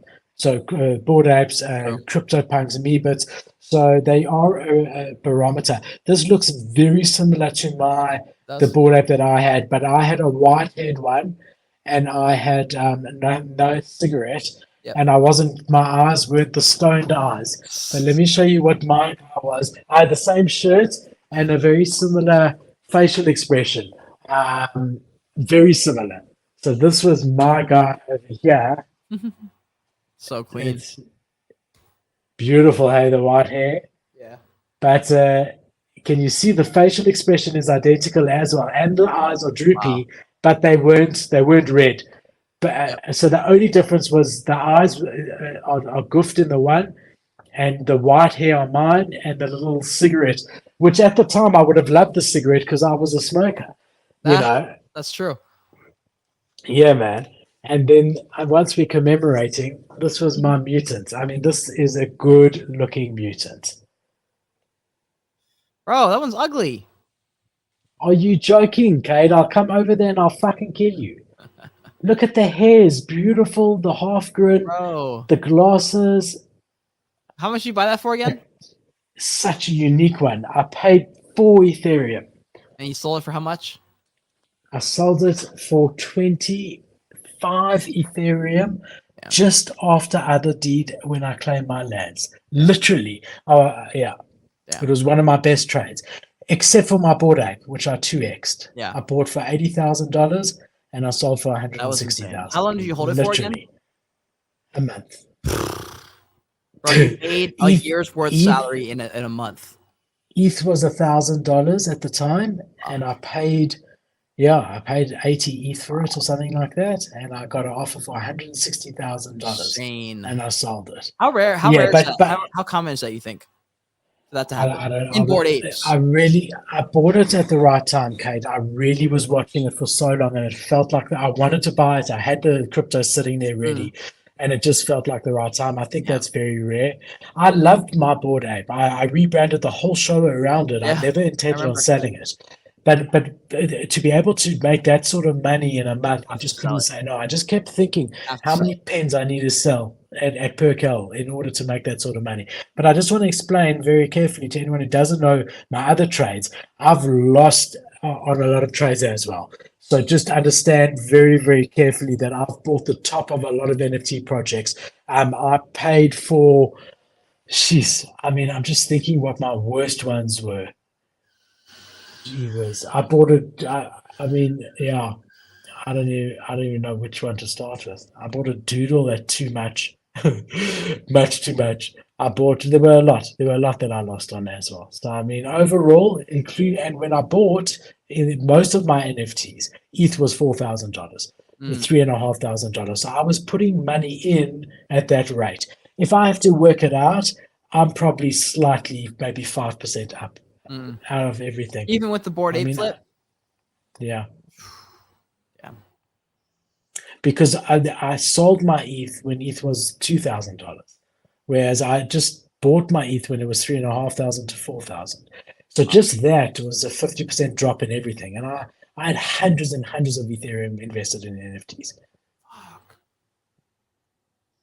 So I think I just sort of a little bit up. But that doesn't include the work I did in the space where I got paid and I cashed out. And overall from the space I'm up, but just my trading. So that's why I said to you, I'm saying to you, most guys are down, because if I'm down with those trades that I made, those good trades that I made. Also remember I had that wallet hack where that Clone X was stolen from me when Clone X was 10 ETH. That's 10 ETH gone. Yeah. There were a couple of those. Sure. I mean, I was at the end of I think I did one of those things too, and I was not down. I was slightly up, but that's because like I would have been more up, but I held a bunch of assets that I bought like at whatever price because I was never gonna sell them. So technically that money's invested, and I think it's counted as like what's it called, like an unmarked loss or whatever it is. But as far as trading stuff, like I didn't do too much trading, but I actually did decent on the trading side of it. But honestly, bro, like most of the NFTs, the only reason I'm down on a lot of NFTs is because I just bought it with never intent to sell. I just bought them at a few $1,000s. Like I bought probably $10,000 worth of art at one point that I still have. They're just sitting in my wallet, and I'm fine to hold them. But that's like $10,000 invested that I didn't get out. And then there's probably like another few $1,000s worth of PFPs that are just sitting in a wallet that I bought to support just to be there, that are also just sitting there. And that's just like thousands and thousands of dollars just sitting there that I technically lost, I guess. So I bought Cool Cats near the top. I bought Wood of Women near the top. I'm just looking at our background. I bought Sup Ducks near the top. Crying, guys. If I remove us,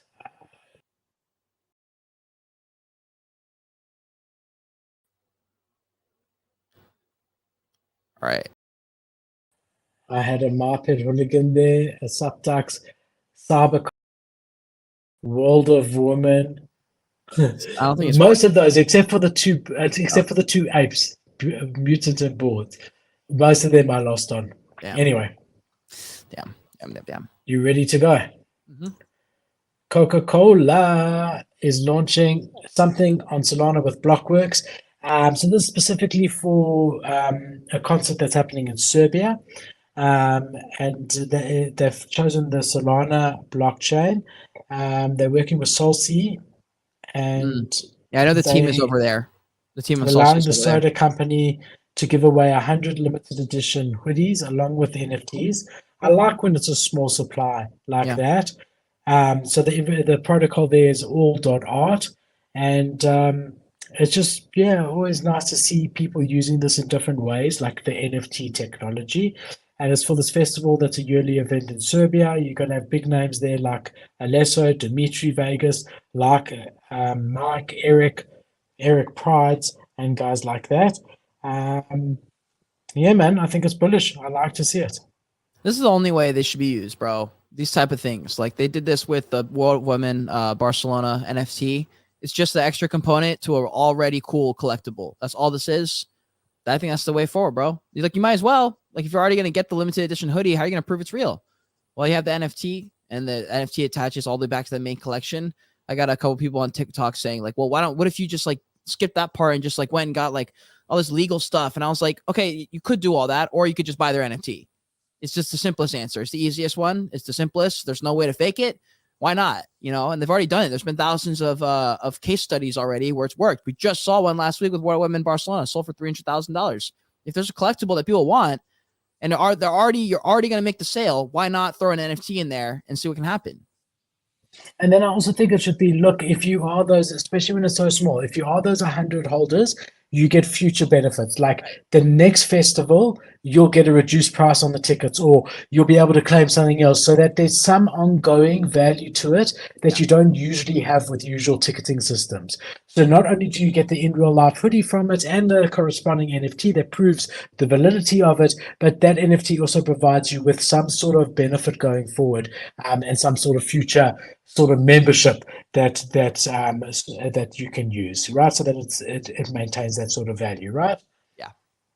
Yeah, I haven't seen SOLSEA pop up in a while. I actually was going to be working with them a little bit back in the bull run. I was talking about them with Espo Visuals. If you guys remember in the OG days in 2021 with Sydney, we were both like pretty heavy in NFT art, and I was thinking about doing some stuff on SOLSEA, and so we were talking with the team about doing something potentially together, and then it kind of just fell through. But I haven't seen them in a while, so nice to see it's nice to see that they're still here, putting in work and collaborating with Coca-Cola. So that's pretty fucking awesome. It is. And I mean, again, hats off to Coca-Cola for sort of embracing the technology. Yep.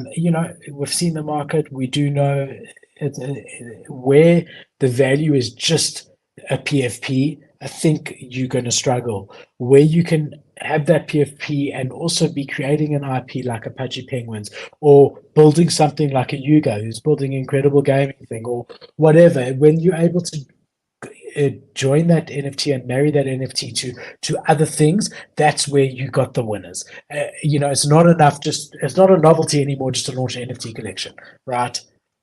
You can't win by just having an NFT collection. You've got to actually be building something, and the NFT is just a part of that, right? A part of that marketing mix. Yeah, I agree.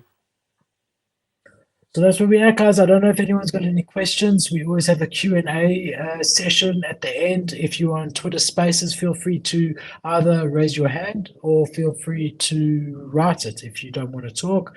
I'm happy to talk to anyone. We'll give it a Kate and I will continue talking for a couple of minutes. If no one if you guys are on Spaces, just throw a hand up if you guys want to come up. If not, that's totally cool. So yeah, I mean, a good point here. 100% was the reason. Machi, a big whale, and that's what I was talking about earlier, saying a whale can completely throw you out. Machi decided to sell all his apes. That definitely made it drop. People then started panicking. Again, a good time to buy the dip if you were a trader, but it takes a lot of balls to buy it when it feels like it's going to continue dropping, you know, and it does feel that way. And people do start to panic. They've got a lot of money, $50,000, $60,000 wrapped up in this thing, and it's dropping like a fly. dropping like it's hot, you think, okay, maybe I cut my losses, maybe I just get out of it now. It's the same as trading crypto, but NFTs are illiquid, so it's harder to get in and out when you want to. Okay, I'm just trying to see. My eyes are not as good as Kate's. What's going on here, Kate? What's it say? It's the new app. You heard of it? Oh, yeah. I mean, Threads? so we can talk about that. That's an interesting thing to talk about. You on Threads, Philip? I am. So all I did Oh. was I connected my Instagram, Yep. Pikalinko, and just to claim the name, and that's all I've done. I'm waiting to see Oh. whether it's just hype or whether it turns Dude, into this is something. the time to get in. I learned this I'm from in. last time. We did this last time. We did this with TikTok last time. I signed up too late and I missed the initial growth phase where you can immediately get a few hundred followers just because everyone's joining right now. So I joined and did nothing and gained 200 followers. I didn't even tell anyone that I was on yet, and I got 200. Now I'm at 400 something, like 400 or 500. And all I've done is basically take my best tweet of the day and put it on Threads. That's all I did. I just copy and pasted it, throw it on Threads. I try, if it's maybe a little bit more motivated to write a thread, like an actual text thread, which it's great because it's practice for me to work on LinkedIn a little bit, because that's the way they fucking like to do social media over there on that weird ass social media app. But it's gotten me a little bit more motivated to do that and script, because then I can take that script and film a video. And then I can post that onto Twitter and Instagram and Reels and stuff like that. So I'm trying to figure out ways that can help me, because right now I don't need another app to focus on, but it's so similar to Twitter in that it is basically just, I made a thread on this on Thread, actually. I just posted it there. Find me on there. It's k.bergman. But I made a thread and it was basically like, what's the difference? Instagram and Twitter combined. It's Twitter's audience on Instagram's platform. That's pretty much what it is. It looks like Facebook, right? It looks like a Facebook, Twitter had a sex kind of thing, but it's your Instagram and Twitter audiences coming together, which I like. It's cool. Engagement farming still works. It's not specifically as like, for example, you can do the whole, would you quit Web3 or would you quit your job to work in Web3 for $10,000 a month? Like, that still works on any platform pretty much, because it makes people get pissed off and stuff and be like, no, bro, that's not enough money, or that's a fucking scam, and people get mad. So it works everywhere. It's just not as much of an echo room as Twitter, because it's not just Twitter's people sucking. Okay, first of all, please can you give Crypto Dream Space's ability to talk, because he says he can't raise his hand. He's But not in while Spaces right now. Oh, here he is. He's back. okay, just to give All you right, Crypto Dream, invite him to speak. send me a thing. Here, I'll send you an Can invite. you actually. not? You send him an invite to speak. All right. But Kate, what is the long-term thesis on Threads? Because now it's novelty, it's a new shiny thing, whatever. Also, there's no adverts currently on it. So if you're on Twitter now, yeah, every couple of things are ads and whatever. If you're on any platform, you've got to deal with that crap, which is very irritating. At the moment, there's none of that. And also, everyone's excited to be there because it's new. But when it becomes another social, is it gonna become something, in your opinion? Obviously, you don't know for sure, but It's what an do you extension think? of Instagram, bro. It's an extension. It's a different app, but it's an extension of Instagram, and it's basically doing the exact same thing. And it's funny because, like, people, I've seen both sides of the aisle. Some people are like, it's never gonna work, and I'm like, what do you mean? He's literally successfully done it like 5 times in the last 5 years. Like, he did it with Facebook. Facebook Reels are popping. They are. Facebook fan pages are back. So it worked on Facebook. Instagram copied Snapchat stories. It works. Instagram stories are probably the biggest thing ever. Facebook also copied it. Facebook stories are crushing it now. They copied TikTok, obviously, with Instagram Reels. Instagram has become a video app completely. And that was like a joke a year or two ago. That would never happen. Instagram's a picture. No, it's 100% a video platform now. It worked again. And he does the same thing with Twitter because he sees a huge hole in the market. He says, you know what? Elon did this thinking he's so good at this game. This is my world. I'm Mark Zuckerberg. I created social media. I am the grandfather of social media. You think you can run this shit better than me? I'm gonna make a platform that does everything you suck at, except I'm gonna keep it censored, and we'll see if it works. And that's why I think it's not gonna work. Okay, that had a very surprising idea. He created Facebook, 100%. The rest he acquired. He acquired Instagram. He acquired WhatsApp. He knows what's going to take and win, so he adopts it. Okay, but if you're able to build it yourself, why spend? At the time, WhatsApp was 100 billion or something stupid. Was 1 billion? I don't know, 10 billion or something.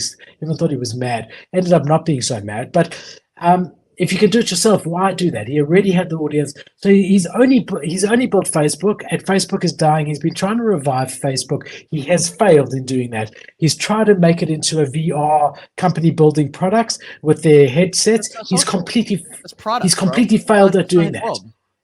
It's like Elon trying to do social media, right? Exactly, fine. But all he's done is Facebook, which is now pretty much dying or dead.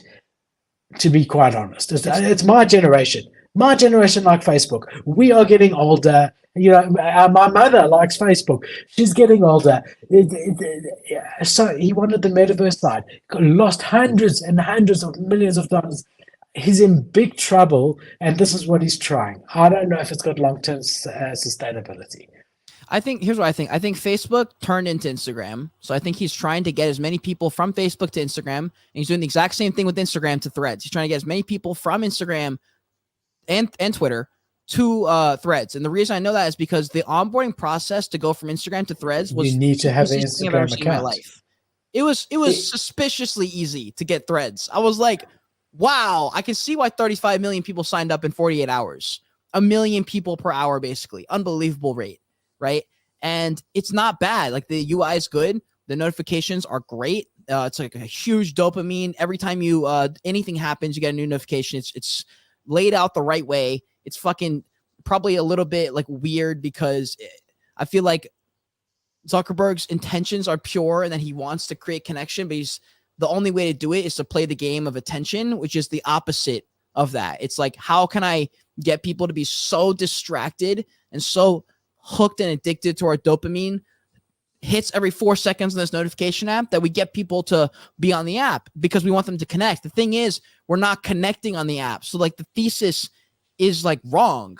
And so like with Mark, it's tough for me to support him because I'm like, bro, I know that, like, I know what you're trying to do.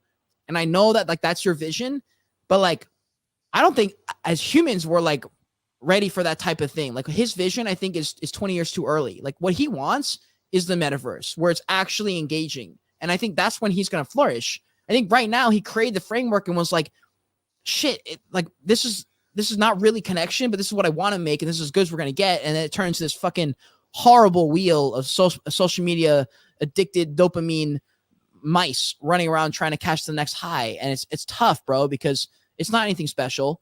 It's not anything different. It's not anything good. It's just another social media app that he's trying to squeeze everything out of Instagram and get them all to jump into Threads so he can redo the exact same thing. Look, he's got his biggest asset is his users across the different platforms. 100%. I agree with that. But then do something innovative. I know he's trying with the metaverse, and I agree. And I'm the one who said to you that this if he can pull off what Facebook used to be, which was, really early. There was MySpace before Facebook, and then Facebook. So Facebook was the second social media app where it wasn't about anything else except for seeing your friends that lived in different countries, and like a friend had a baby, seeing pictures of that and being a part of it. It really was beautiful like that. It really was. It was innocent social media. I mean, do you know, Bianca and I, that's where we started really getting to know each other, was on Facebook. Yeah. So that was our platform. So Bianca had known me through a friend of ours, a mutual friend. I'd never known her, but she had known me. And she sent me a message on Facebook and said, "Hi, Philip. I don't know if you remember me, but I was there when we watched the World Cup at this restaurant, and you were there." And then we started talking, and we spoke for 9 months on Facebook, typing to each other on Facebook before we even had our first date. That I knew almost everything about her because we would write these long letters to each other, but it was instant instead of having a pen pal or whatever. So, I mean, look, Facebook for me will always be close to my heart.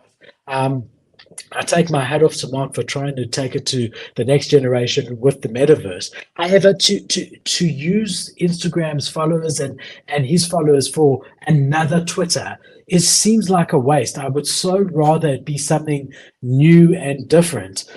We don't have anything left. There's nothing after video. The next thing after video is AR and metaverse. Like, that's the only thing after video. There's nothing left, bro. There's nothing else. There's no other sense that we can tap into except immersion. So I think the only thing you can do is continue building quests, continue working in VR and investing and copying everyone else that's winning over him and doing that game for a while until we as humans have had enough products and inventions that work, that don't suck, where we're like, damn, I cannot wait for that. And it's also affordable enough for me to get, just like the new iPhone I was going to get. Instead, we're going to do this. And we start to shift away from the phone, I think. We start to shift to like a watch or like a hologram thing or something that pops up and it's a little bit more immersive, or glasses. Whatever it is, I think that's the only step forward that makes sense, that isn't just another copy of something we haven't already seen. We haven't seen anything new, bro. So I think, I think the bottom line, let's just call a spade a spade.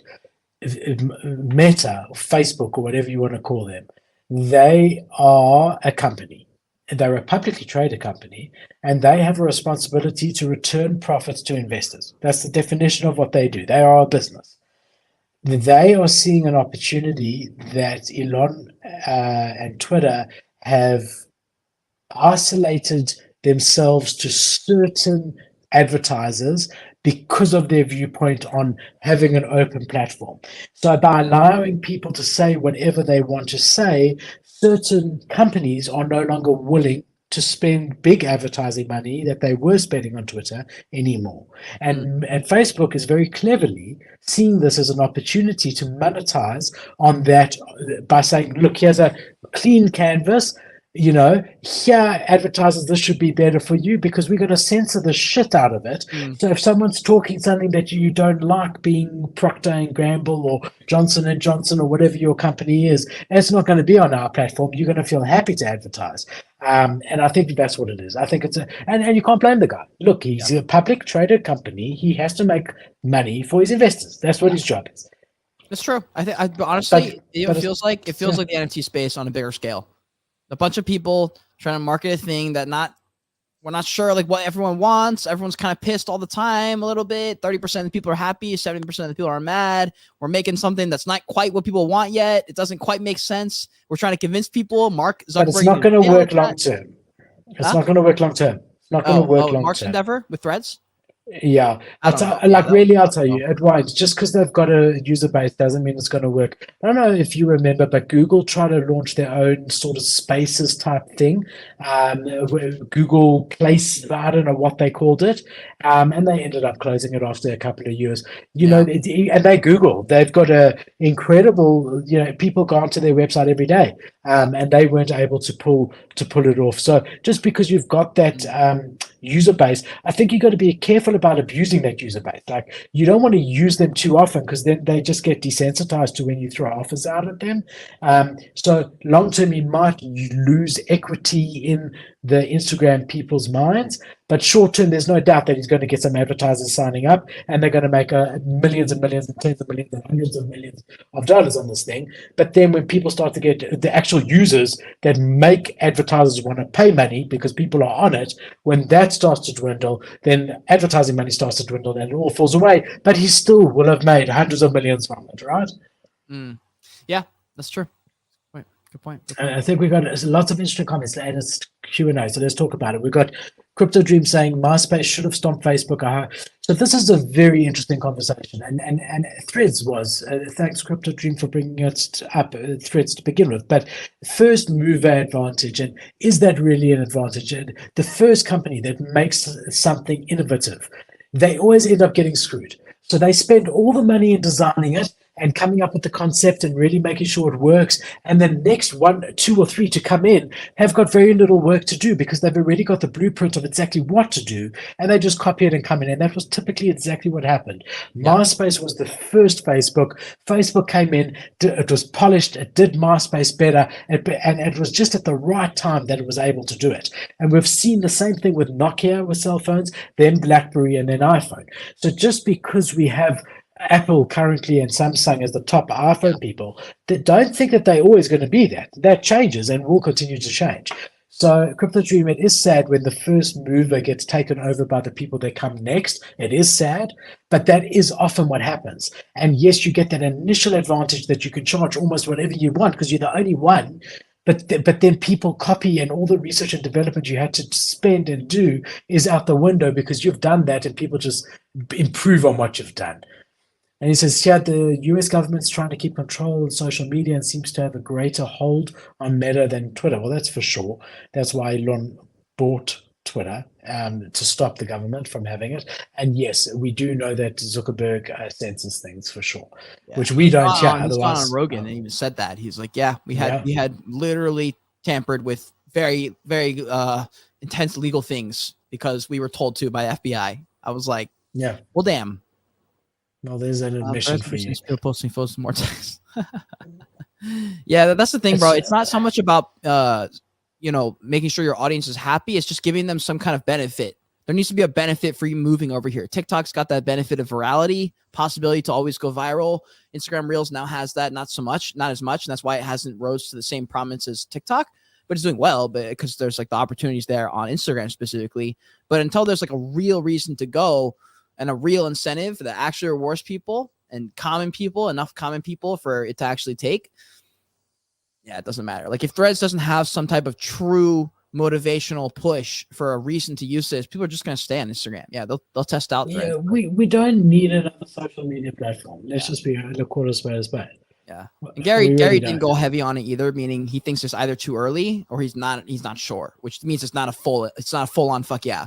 Which for me, I'm like, okay, if Gary's not saying fuck yeah, that means it's too early or it's not the move. Because that man's really got his finger on the pulse for that kind of thing, you know? But I think guys like us Web3 native guys are very anti-censorship. That's what crypto is. If you think of the nature of cryptocurrency, what are we saying? I want to custody my own money. I want it to be decentralized. I don't want to be under the thumb of the government. I want to be able to do this myself. I don't trust. That's what crypto is. And by extension, that's what NFTs are, whether people realize it or not. The guys who just like a picture of a Bored Ape, they're coming in, they don't realize what this is about. So naturally, guys like us, and Elon is one of us. I mean, he is Dogecoin and meme and all of that, right? Guys like us are so pro Twitter now that it is not under the guise of any political agenda or anything to that effect now that Elon has taken over. We are not interested in anything else, right?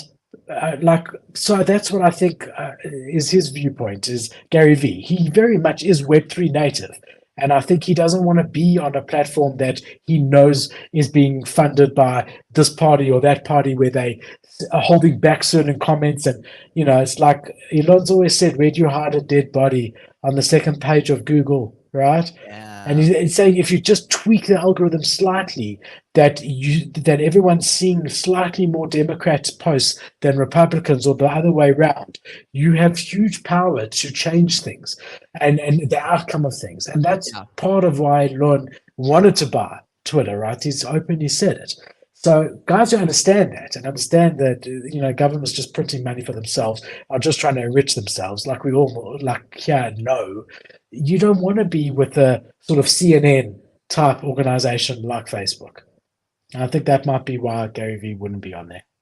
On a more individual level too, the reason I'm on Threads is because there's a chance that someone sees me that wouldn't see me on Twitter. I just connected with Zeneca on Threads. So that would never happen on Twitter. But he posted a thread, 4 people liked it, and I said, great, let me slide in real quick and mention the fact that we met at VCon, and it was a great pleasure to meet him, and he'll probably see this comment, and he did, and he followed me immediately, and I was like, that's why you're on Threads on day one. Hold on. Let me ask you 2 questions, and just a yes or no. Did he follow you on Threads? Mm-hmm. Did he follow you anywhere else? I don't know. I actually, I don't know. No, you would know. I know you well enough. You would know. No, I don't check. Like I'm not. Zach is not one of those people for me. I just recognized him. Okay, but what I'm saying is that people are all new here. Oh, let me follow you. It does that translate to a real follow out? So when Threads is not a thing in 6 months to a year to 2 years, does that follow even matter anymore? No. Here's what I'll say. If it wouldn't matter for most things, but the fact that he read it and was like, oh, I met this person and my profile picture is so apparently me, I think in certain cases it can. So you can follow up. That face. but follow up on that platform now that there is that connection. Yeah. Don't wait. So I would go onto Threads, and I don't know if you can DM. I'm sure you can, and DM him and say, "Great, here's a link to all my socials. Let's connect. I'd love to connect with you properly on Twitter or whatever, so that you can get him there." That's what you got to capitalize on it straight away. Dude, honestly, what's interesting with Zeneca is that I'm surprised he has not gone through some level of cancellation. He was very involved in Blur, and everyone hates Blur right now. And I'm surprised because he's still NFT's poster child. People love Zeneca because he's such an OG. I'm surprised no one has come after him. I'm not saying we should. I'm just surprised that it hasn't happened because he's got 300,000 followers. He's a very obvious person to go after. It's surprising that all this fun about Pac-Man and like no one has been like, yo, Zeneca, what the fuck, bro? Like, I'm surprised it hasn't happened because I don't know his role, but I know he was involved. And now people are pissed off. Now they hate Blur because of now where we're at. 4 months ago, everyone was happy, but now everyone's pissed off. So I'm surprised he hasn't been canceled. Everyone's always gonna look left and right to blame everywhere, and there's no introspecting. There's no looking forward. Just blame Farouk. Can we just agree? We're just gonna blame Farouk. It's Farouk's hair has pissed a lot of people off. That's the reason my floor price of my bags is down. Everyone's gonna blame everyone. The bottom line is that anyone who took an objective look about 6 months ago would say this is not sustainable. These floor price, even like we're saying now, $60,000 for PFP is not sustainable. Bottom line, if you just take a look out and say the average person who could buy, I don't know, in America, what you can get for $60,000, you could get a small house, right? Semi-decent house. You could probably buy like a Ford Raptor. Okay. Would you rather have that or a picture of an ape that maybe 1 million people might recognize as being part of an ecosystem? Probably a lot less than that. I'll take a Ford Raptor for almost anything. I'd take a house over a Ford Raptor. If I had a secured apartment in the city and a parking spot, I would still take the Ford Raptor. Yeah, but if you don't yet have an apartment, you take the apartment. Then right? For sure, would take a home over a car. Yeah. But a Ford Raptor, that's not exactly a car. That's like the biggest deal. We all understand that a car for you is a home because you could Tesla, whatever that fucking huge one is, the big Tesla car thing. That truck that the windows break no matter what you or a big Tesla robot thing. Cade, definitely a small home. We do know that you're the type of guy who can live in your car. Most of us can't. Most of us aren't happy living in our car. We want to live in a house. So for you see that Tesla thing and you're like, it's a car and it's a house. But for most and clickbait. Bro, and a way to get attention. It's like an easy conversation starter. It's a lot of benefits. I agree with you. I agree with you with everything except it's not a home. But for you, I understand it could be. But I mean, imagine if I take Bianca and the children. I'm like, guys, look, we've sold the house, but look, this is our new house, vision, bro.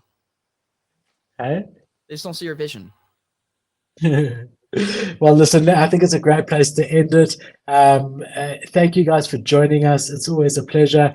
Again, Cade, happy birthday to you, my friend. A year filled with all of God's blessings and everything you could ever wish for yourself. Only good things. Can I leave a message then? I tweeted this yesterday. I said, I'm turning 25 today. I want to leave one message. It's an important message for everyone who is on the grind right now, including me. Well, probably including most people, unless you're like, got 11 figures or something. It's that one day they'll realize one sec. One day there goes a Tesla van. Yeah, I know. My dream car. One day they'll realize they let go of a diamond to play with rocks. And that's a powerful quote because most people will put the diamond down right before that pressure builds and it becomes that if you really hit it, you give up right before so you can go and be like everyone else. I did that for a long time. I will share a quick story. I got in the best shape ever, and I looked different than the average person because I was genuinely like in that good of shape, and it was uncomfortable enough that I actually went out of my way to get in less shape so I could fit in with normal people at the beach because I was like, I don't like that I look objectively more visually appealing maybe in some people's aspects. I don't like that feeling. I want to be normal. And I had that. I did the same mindset thing for a couple years of like, let me get myself back to normal so that I look normal. And then I was like, wait, why would I ever do that? That's literally what? But it was something that took me like years of me being, even when I was self-aware, I was unaware.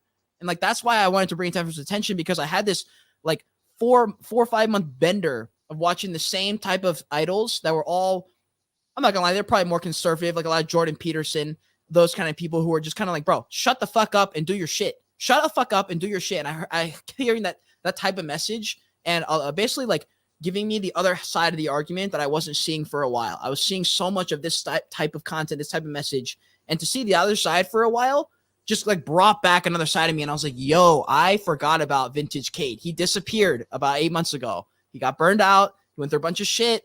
He kind of disappeared for a while. He wasn't putting in the work. He wasn't respecting himself. And a switch just flipped. And that turned into me running a half marathon yesterday kind of thing. Like it just is possible. Like you just can do the thing. I just ran 14 miles with no training. I just did. I have never ran more than 6 miles. And that was something I trained for. I was a college athlete. Like I was running that much for soccer and stuff, but I've never done anything like that. And I just did it out of the blue. And I went through a bunch of fucking mental things, especially the last 4 miles of that run. But it's just one of those things like if you just decide to do it and you choose to do it and you decide to earn your keep every day. There's some quote that I saw a long time ago, and it said something is either your respect or your hustle is rented, it's leased. I think it was your respect is leased and you have to earn it every single day. And that's like the respect for yourself as a man. Like every day you can do something, and then the one day you don't, you can sit there and be like, damn, bro, I really gave in that time. Like I really did that. And I think the more times that you can choose not to and choose to be great, eventually, bro, you have 150 out of 300 days of being great.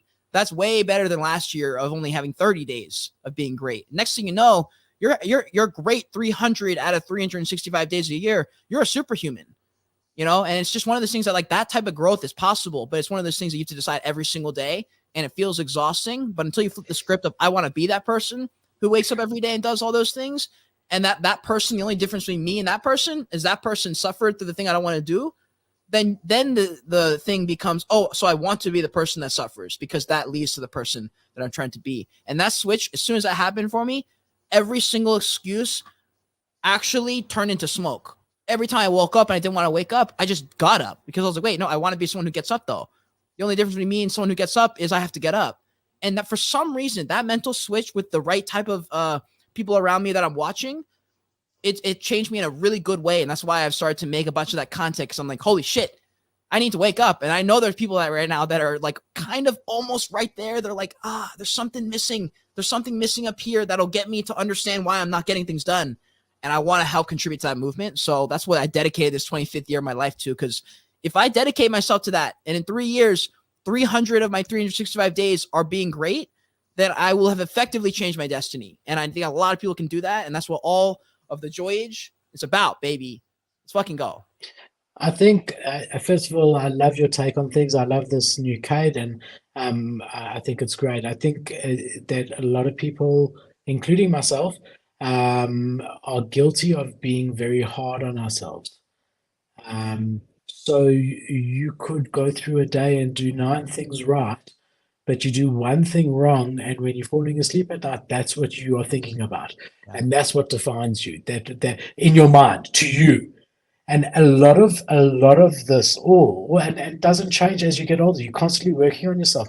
A lot of issues and a lot of things that we're all going through are the inner voice inside of us, the narrative that we tell ourselves, the things that we speak to ourselves, the way we speak to ourselves. And I think the average good person, I mean, if your bad is that you murdered someone that day, then all the good falls away and you're bad. But the average person, I think we've got to be kinder to ourselves.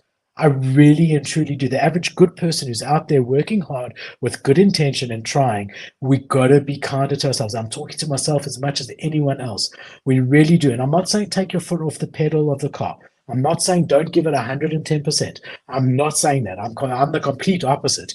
Give it 110% every single day, so that no matter what happens, you can say, I tried my best. Because then no matter what, if you end up homeless or if you end up in a mansion, you can honestly look yourself in the mirror and say, I tried my best. And if you can do that, then it doesn't matter where you end up, because you know that you tried your best and this is your destiny, because you can't do more than legitimately your best, which is 12, 15 hours a day, every day, doing the best thing you can with the best opportunities.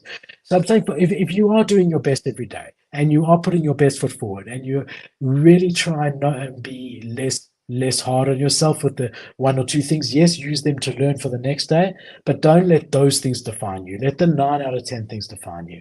And I think that's important. I see Crypto Dream says, why did I delete the tweet? I'm not sure what tweet he means. There was one that I saw today that was really nice, that the only thing that matters, the tweet was of the effect of the only thing that matters is memorable good things like time with your family and things like that. Memories is what you take with you when you lie. The only reason I deleted that Crypto Dream was I retweeted it yesterday and I saw that it pushed down today's YouTube video, that it wasn't at the top of my thing, and I just wanted only that there so people would see it. But I actually just retweet yeah, I must go find it. But I randomly came across it. But so not even someone I was following. Someone I was following retweeted it. No, retweet your video stream. It'll pop up at the top. Next time. Okay. But also, okay, you? I was going to say the other thing, sorry, go ahead. and he said, and then I also want to say, I want you to say, and then I want to say as well, who's Shelly? So Shelly was the lady. So Kate posted a thing. I've been watching a lot of Kate's content lately. Kate posted a thing that he was sort of followed by this lady, and this lady scared him, and lucky he could run faster than her. And he was being very serious. He was like freaked out by this lady, and she couldn't keep up, and he was able to outrun her. So then I said as a joke, Shelly, that was Shelly. She was a lady I sent to give you your birthday present. Nice. It was just a joke, Crypto Dream. I'm not sure if you realized. Yeah, bro, that was funny. What did you want to say, Kate? Well, first off, just to acknowledge that point, so that video is referring to is I made a video because I was like, yo, I was walking home. And some lady started following me. It was very obvious. And so I just started walking faster. And I was like, wait, I'm way fitter than you. You will not catch me. You will not catch me, bro. Sorry. And I started walking uphill and she literally had to stop and catch her breath. And I was like, I'm too fit. I'm literally too fit. And that's when I made a video. I was like, you need to be more fit. Because like, what if this happens? It wasn't removed. That's still there. I only took away the other one. Yeah. But I mean, Kate, you do know if she caught up to you, you could also smack her in the face if she tried to mug you or something. Just maybe. By the way, you're stronger than her. Maybe. Yeah, I probably wouldn't. What were you so scared of? You were. No, I wasn't so scared. The point of the video was to be like, you should be in better shape, because what if that was a man with a knife or a gun? Like, you don't know what it's going to be in what situation. She also might have had a gun, in which case it wouldn't matter what I had or didn't have. I'm fucked. I had no idea what she had. Did she say anything to you? No, I was too fast. She could not catch me. I was literally, I walked right past her. And then she started following me. It was like this, ready? Yeah. Sitting here, I'm walking up the hill. And then she starts coming up. But what sort of look? Like, did she want to talk to you, or what did she want? She wanted something from me, bro. I don't know what she wanted, but you don't in the city at nighttime, you don't take the chance. In the day, maybe if they want to say like, not really, you still try and just walk right past them. What happens there? Like, what's the crime there? Take out a knife and mug you, or what are you worried about? A man, I mean, like in general, what happens there? What do you hear about on the news? No, yeah. You're saying in the city you don't take a chance. What do you hear about on the news? Muggings? What dude, I'm just not trying to get in any kind of tussle at night. You just don't know what they have on them. Like, I don't trust what they have in their pockets. That's the only thing. Like, it doesn't matter what you have or don't have. If they pull out a gun, you're done for. You lose all your whatever you have on you. Do they do that there? I don't know. I'm in the city. I just assume the worst when I'm in the city at nighttime. I have a knife on me, but that's all I have. So I'm like, if I can avoid a fight, I will. I'll run, obviously. If it's like a street fight or something and someone challenges me, it's different. But if it's like let me just get home and there's some random person in an alley, then I'm like, yeah, bro, I'm going to go around this dude. I'm going to do anything I can to not interact with them because I don't know what they have. But also I was going to pour fire or gas on the fire about what you said about treating yourself nicer. Because I remember I struggled with that for a long time because I was like, I want to treat myself nicer. I just like can't. Like I say I do, and then I like tell myself, oh, good job. I don't believe it. So like, what can I do to change that narrative in my head where it's like I can actually feel that and actually know it. And one thing that helped was like a gratitude. Huh? Oh, sorry. I thought you were really asking. Yeah, for sure, gratitude. Yeah, I was going to say 100% gratitude, but also like knowing that every person who is great has an opposite. There's a reason they went all the way to the extreme of the best. It's because they had such shit over here That's why they push all the way. Everyone in the middle who's kind of in between, that's why they stay in between. There's not enough momentum to shift you back. So anyone who's that's why like Rogan, the #1 podcast in the world, he's like, bro, I wake up and I hate myself so much that if I don't put myself to the hardest workout ever in the morning first thing, I can't do the rest of my day. I have to punish myself. I have to suffer. And you're like, that's weird. It's like, no, it's not weird. It's extreme. And that's why he's the #1. And it's kind of one of the things where if you're a man or if you're anyone, I'm not a woman, so I don't want to say as a woman, but like as a man, there's a lot of men out there, I would say, that have that feeling, but only a small percentage acknowledge it and say, oh, wait, it's supposed to be hard. The hardest people, you have to like, I want to be a hard person. If I'm a hard man, then I can actually accomplish that thing. If a hard man would do it, because a hard man's been there and he's done that. When I was on my 14-mile run yesterday, after the 4th hill, because Washington's very hilly, it wasn't like a straight run. It was a 14-mile of this. It was miserable, right? But on the 4th uphill, I had already done 3 of them. And I was like, damn, bro, I'm pretty tired. I don't know if I can do this. But then I was like, of course I can do that. I just did it 3 times. And I did it a 4th time. And then the 5th time, I said, I already did it 4 times. Of course I can do it a 5th time. I couldn't do it 4 times, I thought, but I did it all 4 times. So I am stronger than I thought. And when you start to build that, there's a reason that extreme people have extreme experiences and have done a lot of things, because that's required to get to that extreme.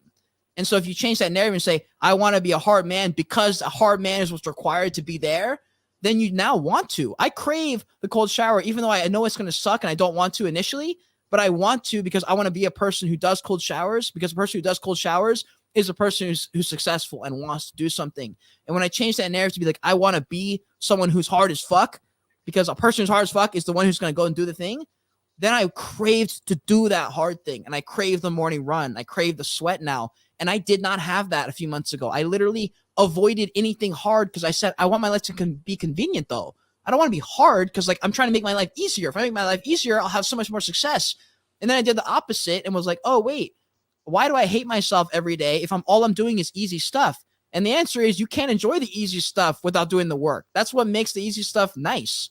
You get to go enjoy it because you earned it. But if you go enjoy it because you didn't earn it, the whole time you're sitting there thinking about the fact that you didn't earn it and you've ruined your vacation now. And for men, that's their biggest issue is they can't feel satisfaction because they don't respect themselves. If you respect yourself, you would be able to enjoy it. You can enjoy reading and spending some time and not working as hard for a couple hours because you earned it. You've got to feel like you've earned it. I do think also that people, there's someone who did a thread, a big NFT guy who lost 150 ETH worth of stuff. He was hacked. And he took 3 weeks off, and he did a thread recently, which I actually commented on today on Facebook. I commented on it to him, but he basically, I'll try to find it while I'm talking. He basically was saying that he's now grateful for that like rock bottom because NFT it's God? given him it was NFT God. Yeah, He posted a long tweet thread today. He basically, guys, for anyone who doesn't know, he lost all his everything. He's a big prominent Twitter person. Lost his email list. Everything was hacked. Everything was scammed. He lost all his money, lost all his assets, and I thought it was over. And then he made the fucking comeback, bro, because he's got all the tools. The thing, if you're a hard person, you acquire the tools required to win. You still have those, even when you lose everything. So you're capable. Yeah, so you've done it. I want to show this to you. I'll read it to you. It's not too long. It's pretty fucking long, bro. Okay, I'm not going to read the whole thing. Say the point of it? Yeah, so he had a whole lot of stuff. He took 3 weeks off. His whole dream was that he was going to become full-time into Web3, but when he lost that money, that $150,000, that dream went away. He took 3 weeks off, and then he says, this is where it's important. This is what I'm trying to tell. It's funny what being in the trenches does to you. Because I don't like to say other people's stuff as my own, so I think it's important to comment where it comes from and to also read it so that I'm not making things incorrect saying he said it.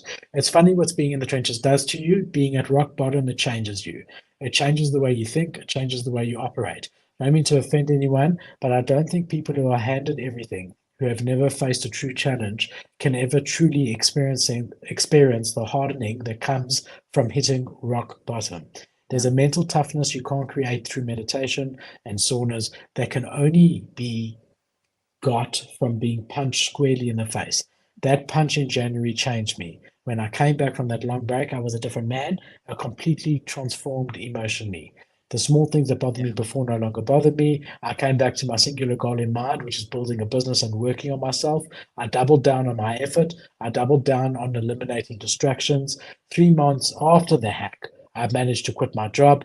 My newsletter and socials were growing, and so good stuff came. Now, both Kate and I have got very similar stories in that we were both homeless. Kate is probably more known because he documented it. And I'm not going to go into too much details, but basically after school, I decided to travel. I sold, the few things that I had to get a ticket. I went to the UK, and I ended up literally being homeless there. I couldn't find a job no matter how hard I tried. Couldn't get any money, and I would sleep during the day because at night time to sleep in the park, I was too scared. And at night time, I would stay awake and stay. There was a 24-hour shop that I would sit on the floor there because there was lights and people coming in and out. I felt a bit safer. And then I finally did get a job there, and I worked as a waiter. And I remember serving these people, and they were very nice people, serving these people at this 5-star restaurant in Bournemouth, which is like by the sea outside of London, but in the UK. And I thought to myself, how do these people afford to stay here? I mean, it was a really fancy and expensive silver service hotel. Like there's 30 steps to opening a wine and tasting in a bucket and all that crap that I had to learn, right? And I really just thought, how do you ever achieve that? And I think being literally homeless and then coming back here to South Africa and saying, I'm not gonna be that guy who's homeless. I'm not gonna be that waiter. I want to be that person that can go to that hotel once in a while and be served by someone. Now, I'm not saying that it's me alone. I think a lot of it has to do with hard work, but a lot of it also has to do with fate and good luck and blessing. And, you put yourself in the right place at the right time, but a lot of people work incredibly hard with that same intention and it doesn't happen for them. So I don't want to sound like it's all my doing. I strongly believe in God and a higher power and all the rest of that. However, I came back hungrier than any of my friends, I'll tell you that, who had not been homeless for 2 weeks, scared that they were going to be killed while they were trying to sleep and all the rest of that. Like, to realize when you have literally nothing, to realize what having nothing feels like gives you a hunger and a drive that cannot be replicated in any way whatsoever by anything except for having nothing, like literally nothing. And I think there's a strong power in that. And I commented on this thread and I said, well done to you and long may it continue. But I do think that, and that's the other thing, is that things that are horrible experiences, often when you look back, you can see that those were the things that shaped you to be the person that you are. So even my dad, he was incredibly wealthy up until I was in high school, and then he lost everything. And at the time I thought it was the end of my world to have it. I thought I would never. I remember him coming to me when I was 17 saying, look, you got to get a job. I can't continue paying for these things. And he was crying at the time because he didn't want me to have to work for my school books or whatever it may be at the time, right? And I thought, poor me, I really did. But I went out and I got those jobs and I did those things. And looking back, what I thought was a really bad situation for me, selfishly, was actually the biggest blessing, because it gave me a drive and a hunger to say, look, boy, and he didn't say this, but if you don't do it, there's no backup plan anymore, because dad can't help you anymore. So you've got to do it yourself. There was nothing left. And that really is a motivating factor for me. And it always has been that, look, there's no backup. What am I going to do if there isn't a certain amount of money to be able to buy food that week? Yeah.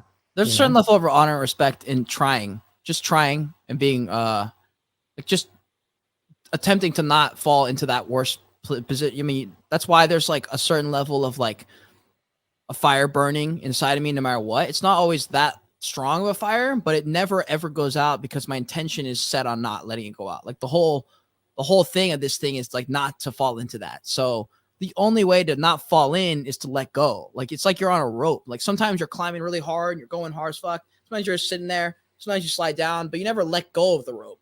Some people do, but there's always a fire in me. And that's how I kind of visualize it. It's there's a part of the rope that no matter what, how hard it gets, I'm still got one hand on the rope. and there's no situation where I let go. Like I'm always got one hand on the rope and I'm always going. So if you never, like, eventually you get somewhere. It only stops when you give up. So what's up, Devin? For sure. Hey, bro.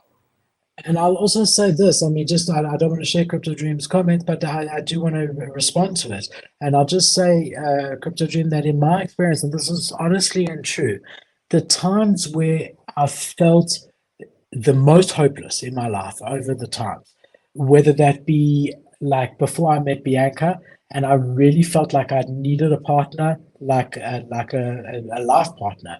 You know, and I felt like now was the time for me, and it didn't happen when I thought it was the time, and it took a little bit longer. I thought it was never ever going to happen.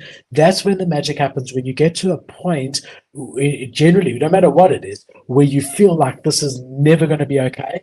If you're able to push past that point and continue going regardless of that, usually that's when something's just about to break. That's the real test. If you fall then, it's like you've done 90 miles of the race and there's 10 miles left, you know, and everything is so sore and it's the hardest, and it's because you've done 90 miles already. But the problem in this example is you don't know where the finish line is. But it's, if you knew it was right there, you just got to keep on going. It's right there. You carry on, no problem. But you don't know that. But usually when it feels the hardest and the worst, that's when the finish line is almost there. And if you can just push yourself a little bit more, that's usually where things turn around, from my experience in many different things. So that would be my best advice to anyone that's feeling a bit like it's hopeless, it's not really where it should be, is just keep pushing and keep doing your best every day, you know?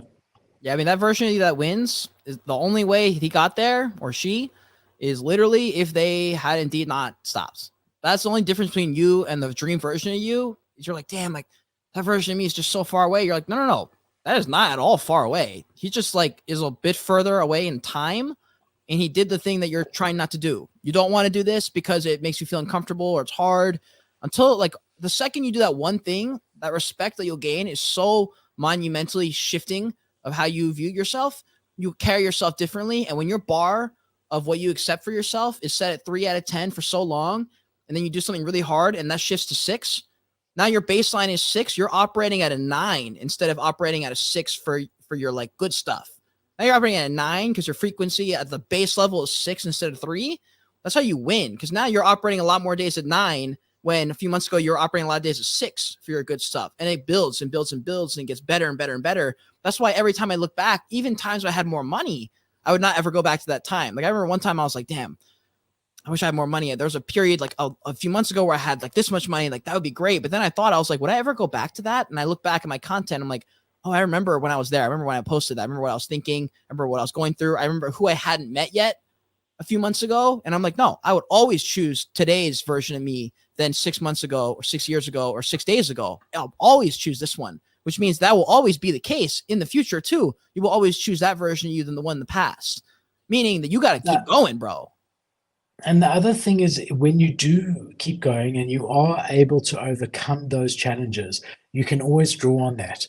So you can, when you struggle the next time with something completely different, you say to yourself, but remember that time when we overcame, or I or we or whatever overcame that. If we could have overcome that, and we did, we can overcome this. And it strengthens you for the future. Whereas when you give up, when you're 5 miles away from the finish line, you always live with that, and you don't get that extra power of knowing I overcame it. You know, so I've often said to Bianca, and again, I'm not going to go deep into it, but you know, when we had our twins, we had a lot of very serious health complications, and very serious, like life-threatening health complications with our babies, and that year was absolute hell for us, for Bianca and I, as new parents with 2 new sick children, who are, thank God, doing incredibly well, and thriving. However, I've often said to Bianca during other hard times that we've had, not equivalent to that, doll, if we could have overcome what we overcame with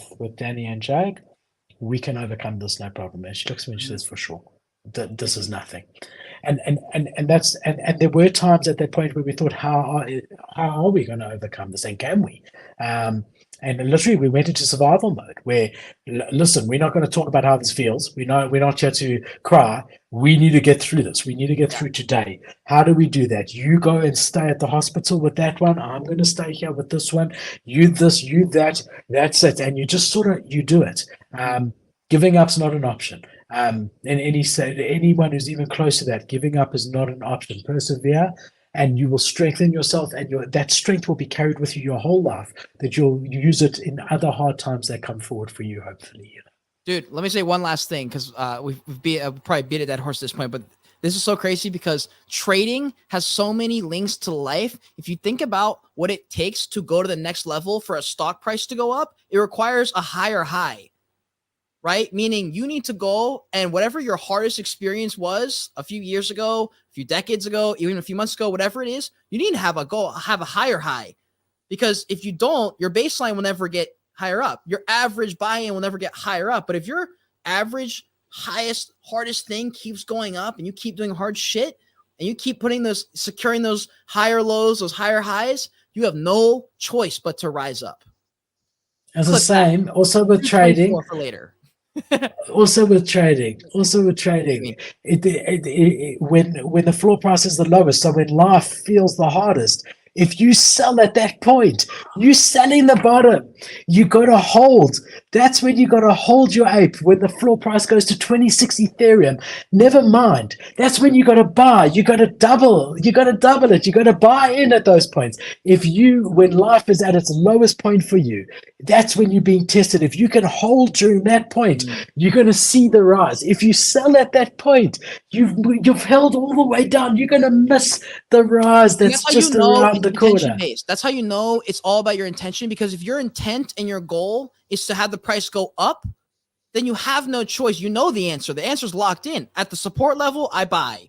Meaning when I hit rock bottom, I go up and I push through because my goal is to get up. If my goal is down because I've given up, then of course you gave up. That's why you gave up. If your goal is not to, though, you need to understand the only way you get there is by buying that bottom and pushing through and continuing to show fucking resistance to that support, and you move up, bro. This is why you need to learn how to trade. Where's a microphone that we can drop? Fuck. I've just got Someone this. Drop a microphone in the chat. I saw a Crypto Dream drop one earlier. Drop it again, bro. All right, guys. Well, if you've stayed with us, thanks for joining. If you just came, you've been here for a while, thanks for joining. We love doing this. We love you guys watching us do this, and we look forward to seeing you next week, same time, same place, for another awesome show. Kate, thank you. A beautiful year ahead. Happy birthday again, my brother. And we will see everyone next week. Be kind to each other and be kind to yourself. Be kind to yourself. Guys. Hit that retweet button. Hit that like if you enjoyed the show. See y'all.